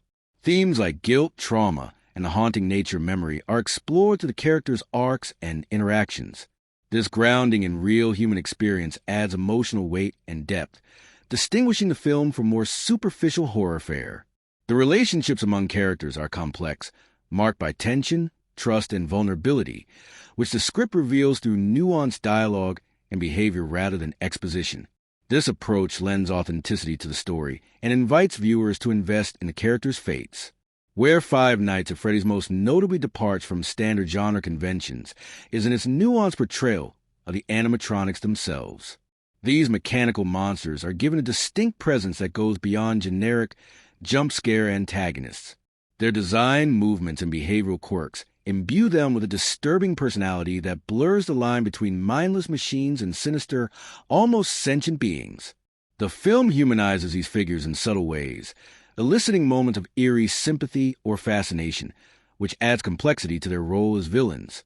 This layered depiction elevates the animatronics from mere monsters to symbols of decay, lost innocence, and corrupted playfulness, enriching the narrative and thematic texture. Narratively, the film employs nonlinear storytelling techniques, including flashbacks and fragmented memories, that subvert the straightforward chronological unfolding typical of many horror films. This approach aligns the audience's experience with the protagonist's confusion and emotional distress, creating an immersive, psychologically rich atmosphere. By challenging viewers to piece together clues and interpret fragmented scenes, the film fosters active engagement and adds intellectual depth to its scares. This storytelling complexity differentiates it from genre entries that rely solely on surface thrills. Although the film does include familiar horror tropes, like the night watchman role, the use of surveillance technology, and a limited cast, it handles these elements with self-awareness and innovation. The script often plays with audience expectations, setting up standard genre moments only to twist or undermine them, which keeps the narrative fresh and unpredictable. This meta-awareness shows the filmmaker's respect for horror traditions while also pushing boundaries. Sound design and musical scoring are integral to the film's genre execution, expertly enhancing the mood and tension. The soundtrack uses a blend of mechanical noises, eerie drones, and strategic silences to create an unsettling sonic landscape. The careful layering of ambient sounds, clanking metal distant hums, sudden creaks, heightens immersion and reinforces the animatronic's presence as both physical and psychological threats. The music underscores key emotional beats without overwhelming the scenes, supporting the film's blend of suspense, horror, and drama. Visually, the film respects horror conventions of lighting and shadow, but uses them inventively to highlight the mechanical nature of the animatronics and the dilapidated environment. Sharp contrast between light and darkness, sudden flashes, and carefully framed glimpses keep viewers visually engaged and constantly alert. The cinematography enhances suspense by guiding the eye toward potential threats while allowing the imagination to fill in unseen terrors, a hallmark of effective horror. Five Nights at Freddy's 2023 unfolds as much more than just a horror story about haunted animatronics stalking a decrepit pizza parlor. It quietly but thoughtfully weaves in a tapestry of social and cultural commentary that deepens the film's resonance beyond simple scares.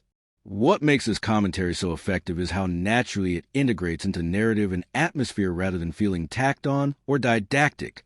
The filmmakers craft an experience where the eerie setting and characters act as metaphors for broader contemporary anxieties, inviting viewers to reflect on cultural tensions and psychological struggles that permeate modern life.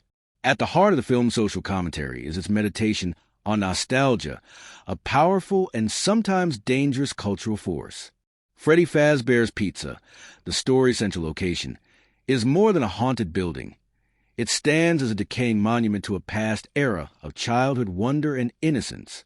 Once a vibrant hub of joy and family entertainment, the pizzeria is now a shadow of its former self, whether by neglect, forgotten memories, and hidden horrors. This setting symbolizes how society often clings to nostalgia with rose-colored glasses, yearning for simpler, happier times while simultaneously suppressing or ignoring darker realities beneath the surface. The film taps into this tension, reflecting a broader cultural phenomenon where nostalgia can become a form of escapism that risks overlooking systemic problems or uncomfortable truths. The animatronics themselves serve as powerful symbols within this nostalgic framework. Designed to entertain and delight children, these mechanical figures have been corrupted, twisted from symbols of joy into agents of fear and menace. This duality mirrors the complexities of how technology and commercial entertainment, especially those aimed at children, are often marketed as harmless fun, but carry unforeseen psychological and social consequences. In today's world, where artificial intelligence and automation are increasingly integrated into daily life, the film channels contemporary unease about machines blurring the line between harmless tools and entities with disturbing autonomy. The animatronics' eerie lifelike movements and unsettling presence embody anxieties about losing control to technology, surveillance, and erosion of human agency. The film also delves deeply into themes of trauma and memory, both on a personal and collective level. The protagonist's fragmented recollections and haunted psyche reflect how individuals grapple with painful pasts, unresolved guilt, and the persistence of trauma. This psychological dimension is handled with care and nuance, avoiding cliches or sensationalism, and instead portraying trauma as a complex, often cyclical experience that shapes perception and behavior. On a broader scale, this aspect can be read as a metaphor for society's difficulty in confronting historical wounds or uncomfortable shared experiences. The film suggests that unaddressed fears and suppressed memories don't simply disappear. They linger, manifesting as haunting echoes that demand recognition and reckoning. Isolation and alienation are other potent undercurrents running through the film. The protagonist's nocturnal shifts in an empty, decaying pizzeria create a vivid image of loneliness in a world that feels simultaneously connected and disconnected. This isolation speaks to contemporary social realities, where technology has paradoxically increased global connectivity, but also fostered feelings of social fragmentation and emotional distance. The film captures the eerie quiet punctuated by mechanical noises and flickering lights as a metaphor for the emptiness many experience amid constant digital noise, a world where genuine human connection is scarce or fraught with mistrust. consumerism and commodification are subtly critiqued through the film's setting and story elements. Freddy Fazbear's Pizza, once a thriving commercial venture, is now a hollowed-out shell, symbolizing the emptiness that can underlie relentless commercial pursuits. The animatronics, designed as products to sell happiness and fun, become grotesque embodiments of exploitation and dehumanization. This commentary touches on how corporate interests can mask deeper social issues behind polished branding and entertainment. The film doesn't overtly lecture, but instead uses visual metaphor and narrative subtext to encourage viewers to question the cost of consumer culture and the consequences of valuing profit over people. In a metatextual layer, the film also reflects on fandom culture and the nature of storytelling in the digital age. The lore surrounding Freddy Fazbear's Pizza within the film echoes how modern audiences obsessively dissect, reinterpret, and expand narratives, often blurring boundaries between fact and fiction. This self-awareness adds depth, acknowledging how stories evolve collectively and how communal participation shapes cultural memory. It comments on participatory nature of modern media consumption and how shared mythologies influence identity and meaning. Importantly, the film's handling of these complex and sensitive topics feels organic and respectful. Rather than using social commentary as a blunt instrument, it embeds themes in character psychology, environmental storytelling, and symbolism. This subtlety invites viewers to engage at their own level, allowing the film to be appreciated both as a gripping horror experience and a layered cultural text. Sensitive issues like trauma and technological anxiety are portrayed with nuance, avoiding sensationalism and instead fostering empathy and reflection. The visual and auditory elements reinforce the social commentary powerfully. The decaying pizzeria with its peeling wallpaper, flickering lights, and broken animatronics conveys societal decay and fragility of memory. The interplay of silence and mechanical sounds amplifies feelings of alienation and technological omnipresence. These design choices transform the setting into a metaphorical space where social anxieties materialize physically, making the commentary palpable and immersive. Overall, Five Nights at Freddy's 2023 uses its supernatural horror framework as a vessel for thoughtful exploration of contemporary social and cultural issues. Through layered metaphors and careful integration of themes like nostalgia, trauma, alienation, consumerism, and technological unease, the film offers a rich, multi-dimensional experience. It challenges viewers not only to confront fear in the form of animatronic monsters, but also to reflect on the complex shadows lurking beneath modern life's surface. This blending of chilling entertainment with insightful commentary makes the film resonate long after the final scare, rewarding audiences willing to look deeper into its haunted corridors.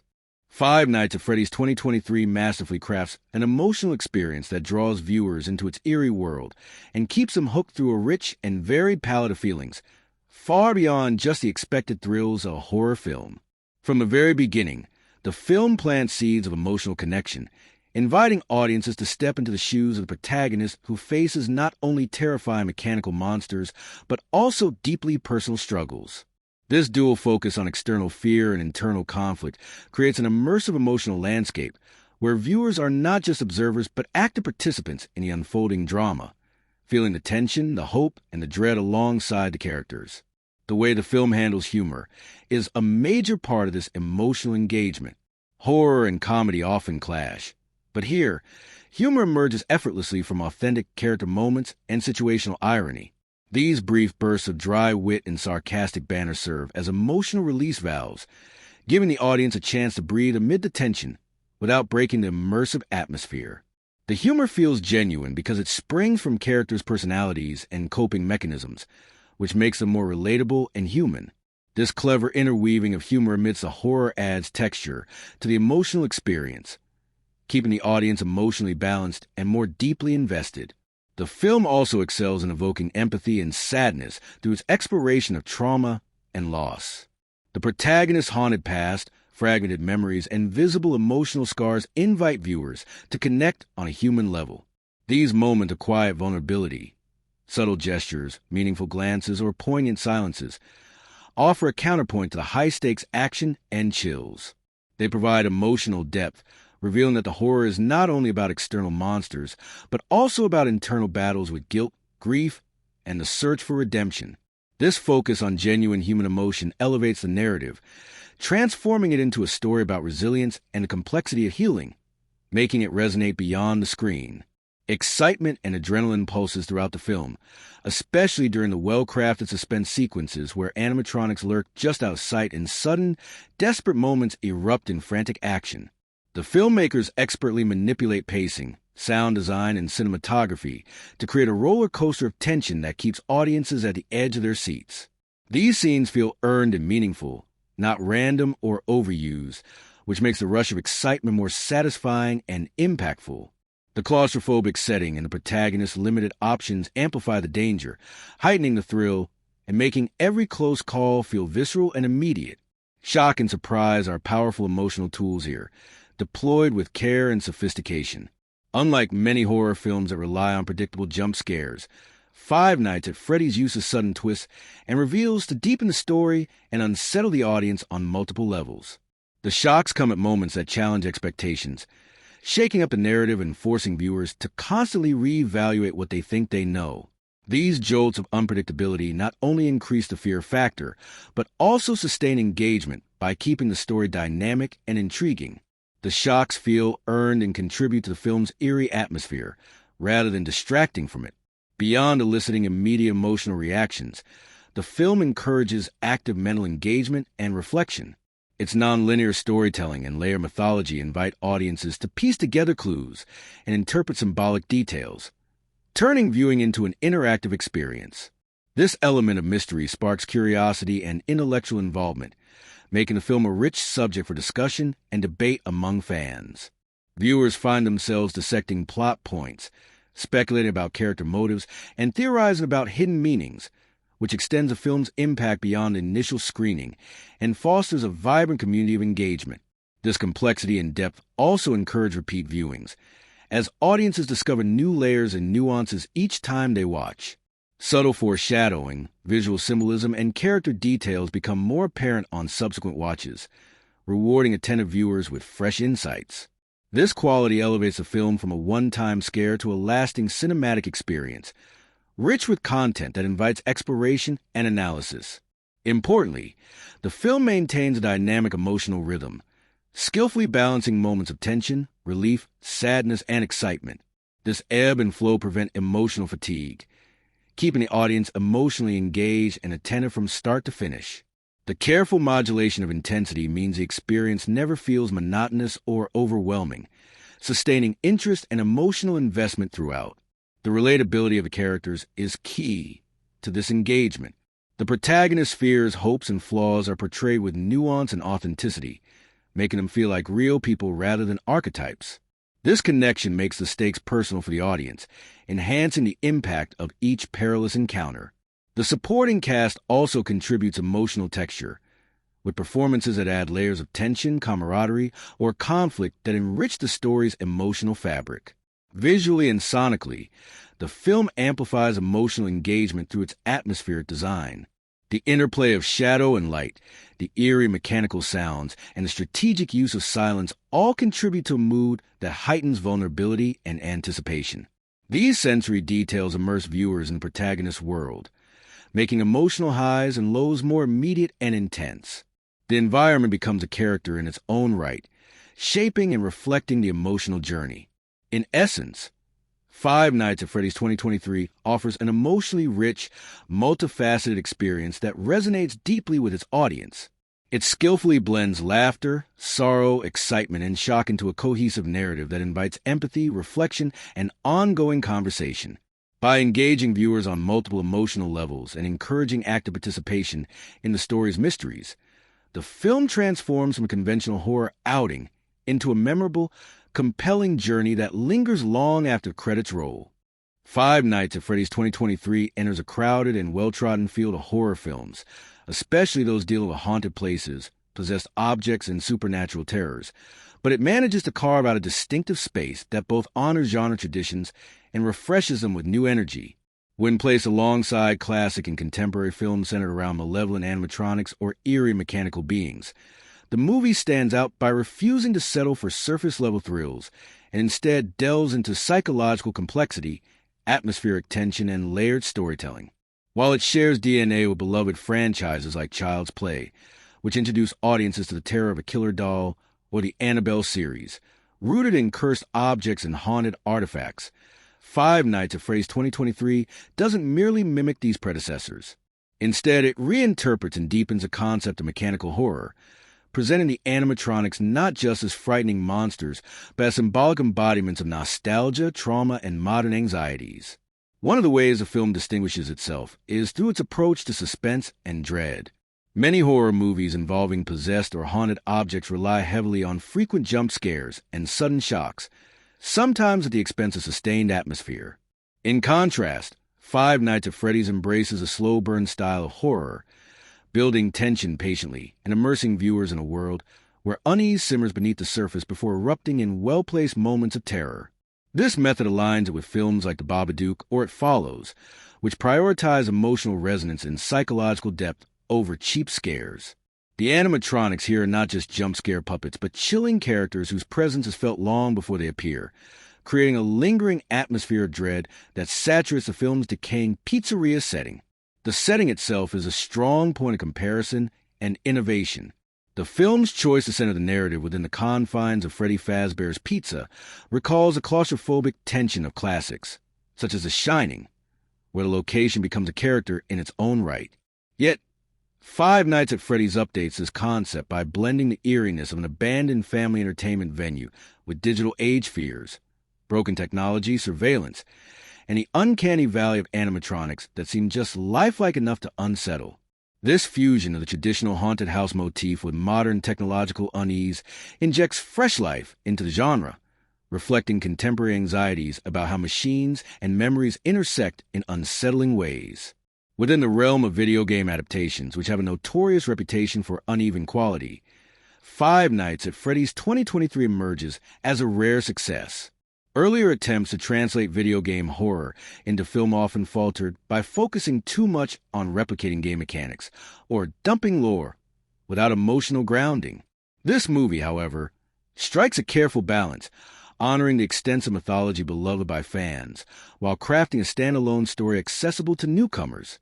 It avoids the pitfalls of overwhelming exposition or fragmented storytelling by integrating the game's dark backstory into the narrative naturally, enriching rather than overwhelming the cinematic experience. This positions it as one of the more thoughtful and satisfying adaptations in the growing trend of bringing video game worlds to the big screen. When compared to other recent horror films, the movie stands out by blending genre elements in unexpected ways.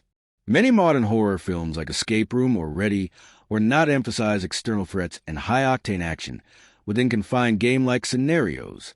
In contrast, Five Nights at Freddy's combines that claustrophobic, trapped feeling with psychological horror and existential themes, such as memory, identity, and the blurring line between organic life and artificial constructs. This layered approach adds intellectual intrigue and emotional weight that elevate the film beyond typical genre fare, inviting viewers to engage both their senses and their minds. From the perspective of the director's body of work, if familiar, this film represents a maturation and deepening of signature strengths such as atmospheric storytelling, character-driven narratives, and the blending of suspense with moments of levity. It builds upon previous films by pushing stylistic and thematic boundaries further, delivering a more cohesive and ambitious vision that balances commercial appeal with artistic intent. The director's choice to weave social commentary and psychological depth into a horror framework demonstrates an evolution in craft and confidence, positioning the film as a standout in their career. Visually and stylistically, Five Nights at Freddy's 2023 benefits from a modern yet tactile aesthetic that honors practical effects while utilizing CGI to enhance believability. The animatronics are crafted with a blend of mechanical precision and disturbing lifelikeness, avoiding the pitfalls of overly cartoonish or artificial designs that can undermine suspense. This craftsmanship places the film alongside recent horror and sci-fi works, such as Stranger Things, where nostalgia, supernatural elements, and high production values combine to create a compelling sensory experience. The interplay of shadows, flickering lights, and sudden glimpses of movement sustains a constant atmosphere of unease, reinforcing the film's thematic concerns about the uncanny and the forgotten. Narratively, the film steers clear of the frenetic pacing and relentless jump scares that typify many contemporary horror movies. Instead, it adopts a measured, deliberate rhythm, allowing tension and mystery to build organically. This approach aligns it with the slow-burn tradition of horror classics, rewarding viewers who appreciate psychological complexity and atmospheric immersion over immediate thrills. The narrative structure includes nonlinear elements, flashbacks, and fragmented memories that challenge viewers to actively engage and piece together the story, adding layers of intrigue and depth. Furthermore, the film's exploration of its villains, the animatronics, marks a significant departure from genre conventions. Instead of one-dimensional monsters, these mechanical beings are portrayed with nuance and symbolic resonance. They represent lost innocence, corrupted joy, and the darker underside of nostalgia and technological progress. This complex characterization enriches the film's mythology and emotional stakes, distinguishing it from more straightforward horror antagonists found in other franchises like Slender Man or recent supernatural thrillers. This multidimensional approach invites viewers to see the horror not only in external threats, but also in the cultural and psychological shadows they cast. The balance of horror with character-driven storytelling is another strength that sets the film apart. Many horror movies prioritize scares at the expense of character depth, but Five Nights at Freddy's invests in creating flawed, relatable characters whose fears and motivations feel authentic. This emotional grounding intensifies the impact of the horror, making the stakes feel personal and urgent. The film's willingness to explore psychological and emotional themes within the framework of supernatural horror aligns it with critically acclaimed works like Get Out or Hereditary, though it maintains its own unique tone and style. Five Nights at Freddy's 2023 weaves an intricate tapestry of symbolism and metaphor that elevates it far beyond a mere horror movie filled with animatronic scares. These deeper layers invite viewers into a richer, more immersive experience where every shadow, every creak of machinery, and every flicker of light carries meaning, encouraging audiences to look beneath the surface and explore the film's complex emotional and thematic undercurrents. The symbolism is not just decorative, but functions as an essential storytelling device, giving the narrative texture, emotional resonance, and intellectual depth. At the heart of the film's symbolic landscape are the animatronics themselves. They serve as haunting metaphors for lost innocence and corrupted nostalgia.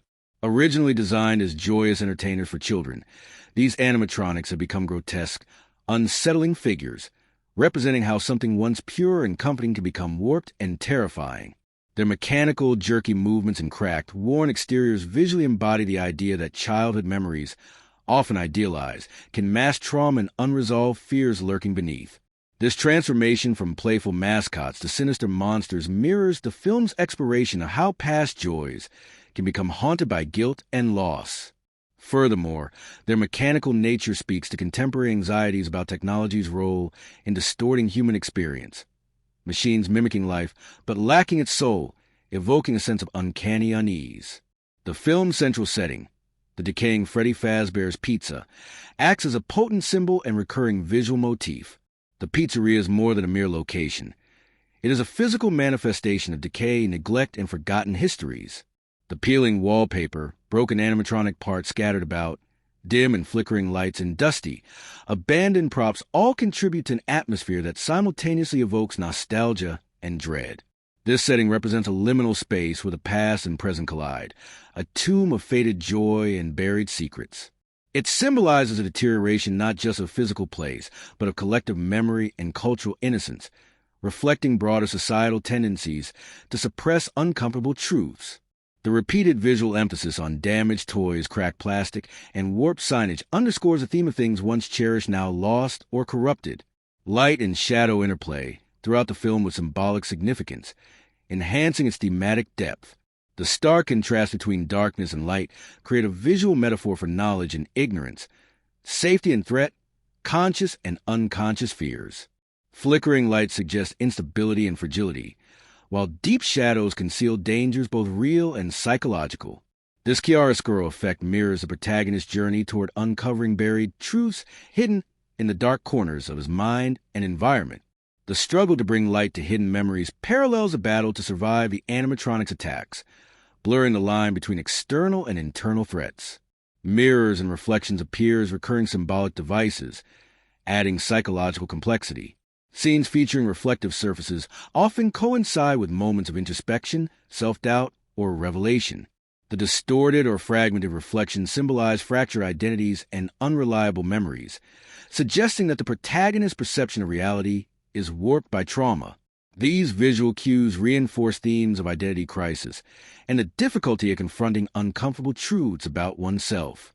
The motif also invites viewers to question the reliability of what they see, both on screen and in their own understanding of memory and self. Sound design in the film serves as a symbolic extension of the visual storytelling.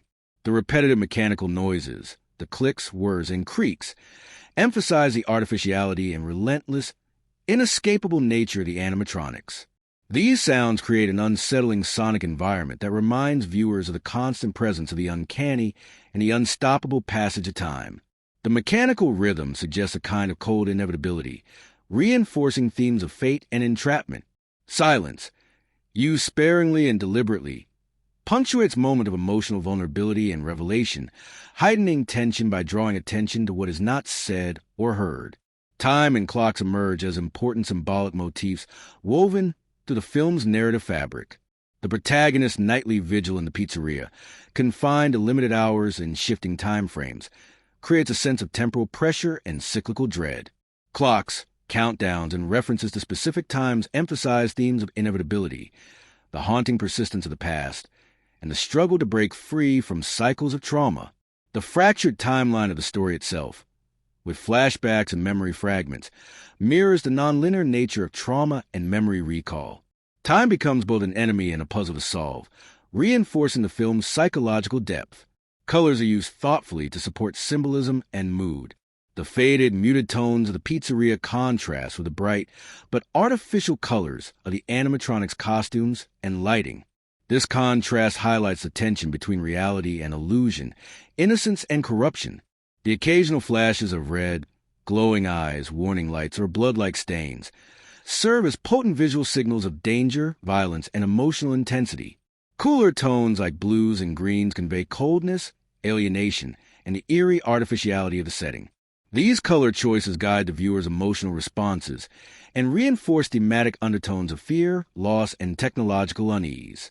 The characters' interactions with objects in the environment carry rich symbolic meaning.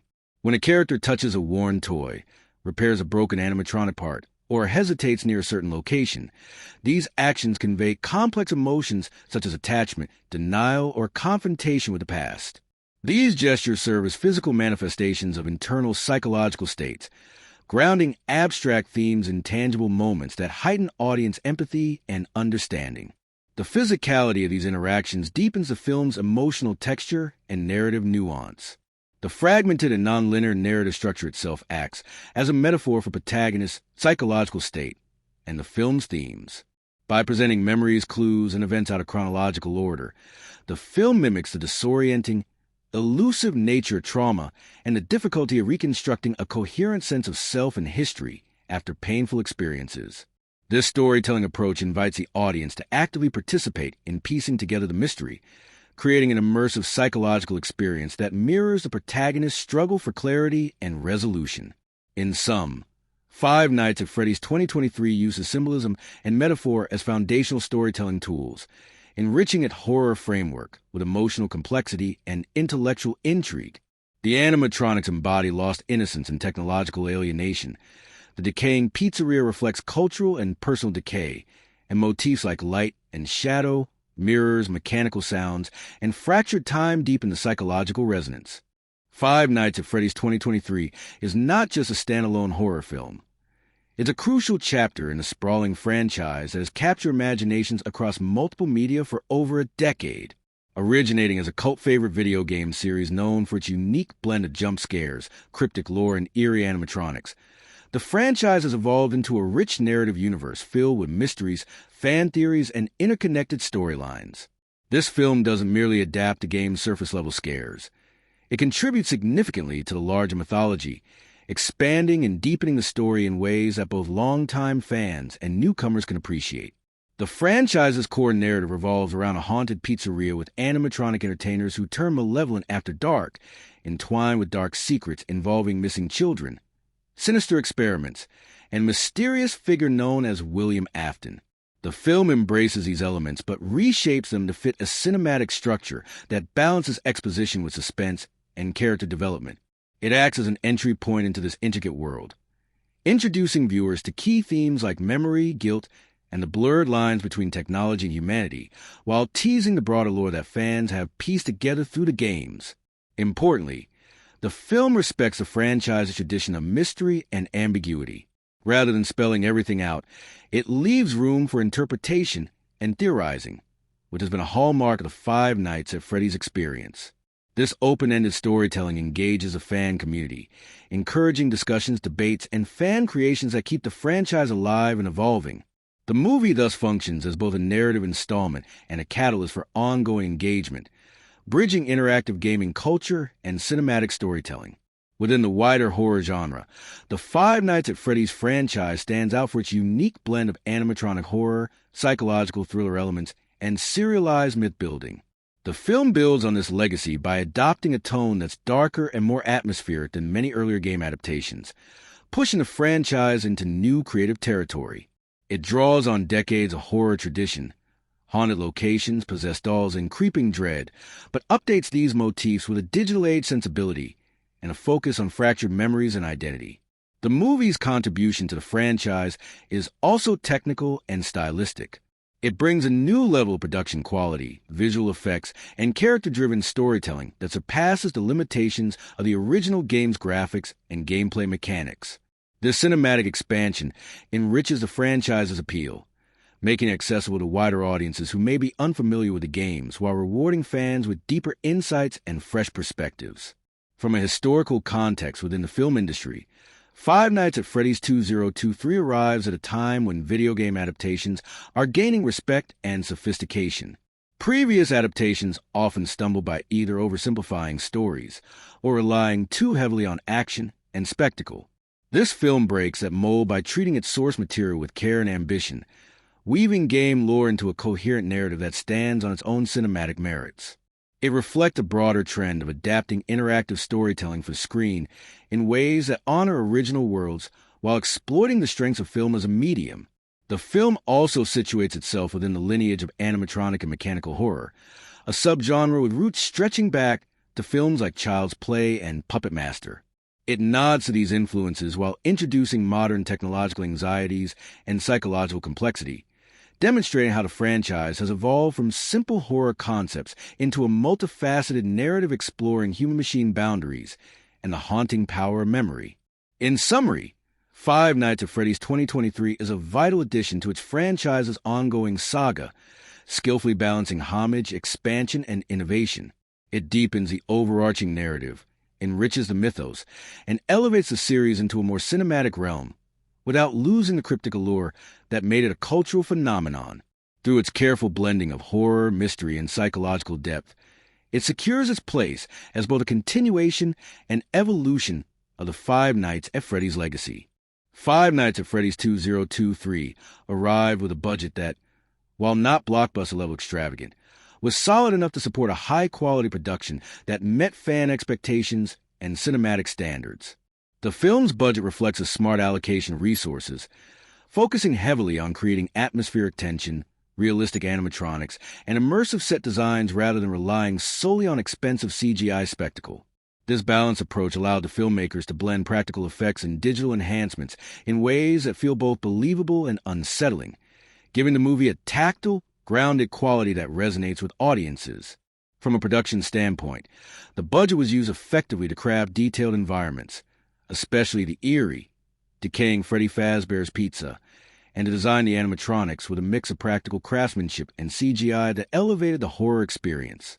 The film's visual effects are polished but never overindulgent, reinforcing the unsettling atmosphere without pulling viewers out of the story.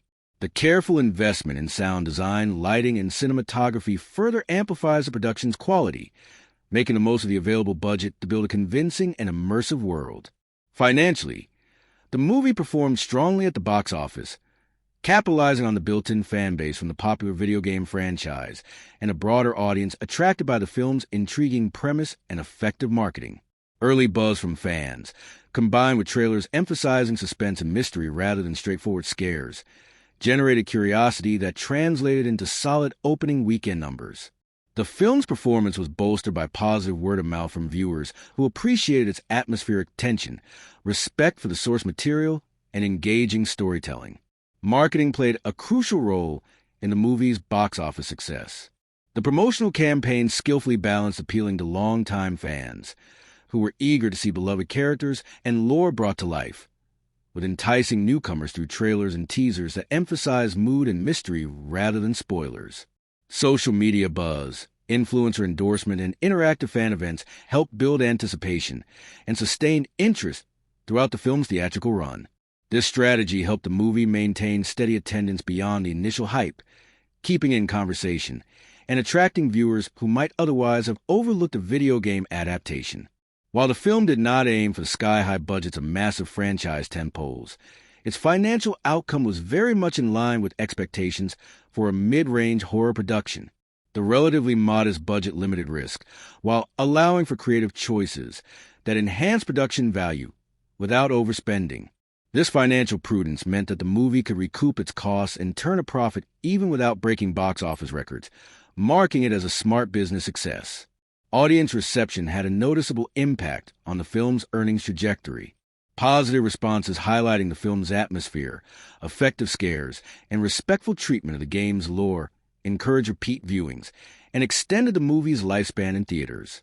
While some critics noted pacing issues or wished for deeper character exploration, the core audience largely embraced the film's strengths, generating enthusiasm that helped sustain ticket sales in a competitive horror market. In terms of international performance, Five Nights at Freddy's benefited from the global recognition of the franchise. The film's themes of fear, memory, and technological unease resonated across diverse markets, and localized marketing efforts helped adapt the promotional approach to different cultural contexts. This global appeal contributed to its overall box office haul, positioning it as a notable entry in the genre's recent history. To sum up, Five Nights at Freddy's 2023 showcases how a well-managed budget, combined with strategic marketing and a loyal fan base, can translate into a financially successful film that punches above its weight in production quality. By focusing on atmosphere, practical effects, and narrative engagement rather than blockbuster excess, the movie carved a strong space for itself commercially and creatively, proving that thoughtful horror cinema can thrive without massive budgets or flashy spectacle. If you're eager to dive into the chilling world of Five Nights at Freddy's 2023, the best place to start is by catching it in theaters if it's still playing near you. Watching this movie on the big screen amplifies its eerie atmosphere and suspense, with a darkened auditorium setting the perfect mood to feel those creeping animatronic eyes watching from the shadows. The sound design, with its mechanical creaks and sudden silences, really comes alive in the theater's surround sound system, pulling you right into the heart of Freddy Fazbear's haunted pizzeria. The immersive visuals and subtle lighting effects benefit from the scale and clarity that only a cinema experience can provide, making every jump scare and unsettling moment hit harder. If the theatrical run has ended or you prefer watching from home, streaming platforms are the next best option. Many streaming services now host new releases shortly after their cinema debut, so keep an eye on major platforms known for hosting horror titles. Watching at home gives you flexibility. You can pause, rewind, or rewatch scenes to catch the intricate details and hidden lore that the film sprinkles throughout. However, to get the fullest impact, it's worth creating a mini theater environment at home. Dim the lights, use good quality headphones or a surround sound system, and avoid distractions to capture the film's tense atmosphere. Digital rental and purchase options are typically available across various online stores shortly after or alongside streaming releases. Renting the film digitally offers an affordable way to watch it multiple times within a limited window, perfect for fans who want to savor the story and spot Easter eggs they might have missed the first time. Purchasing the film digitally or on physical formats like Blu-ray or DVD is great for collectors and enthusiasts who want to own the movie, possibly with bonus features like behind-the-scenes footage, director commentary, and making of documentaries that shed light on the film's production and the secrets behind the animatronics. The viewing experience can also be influenced by the device you choose.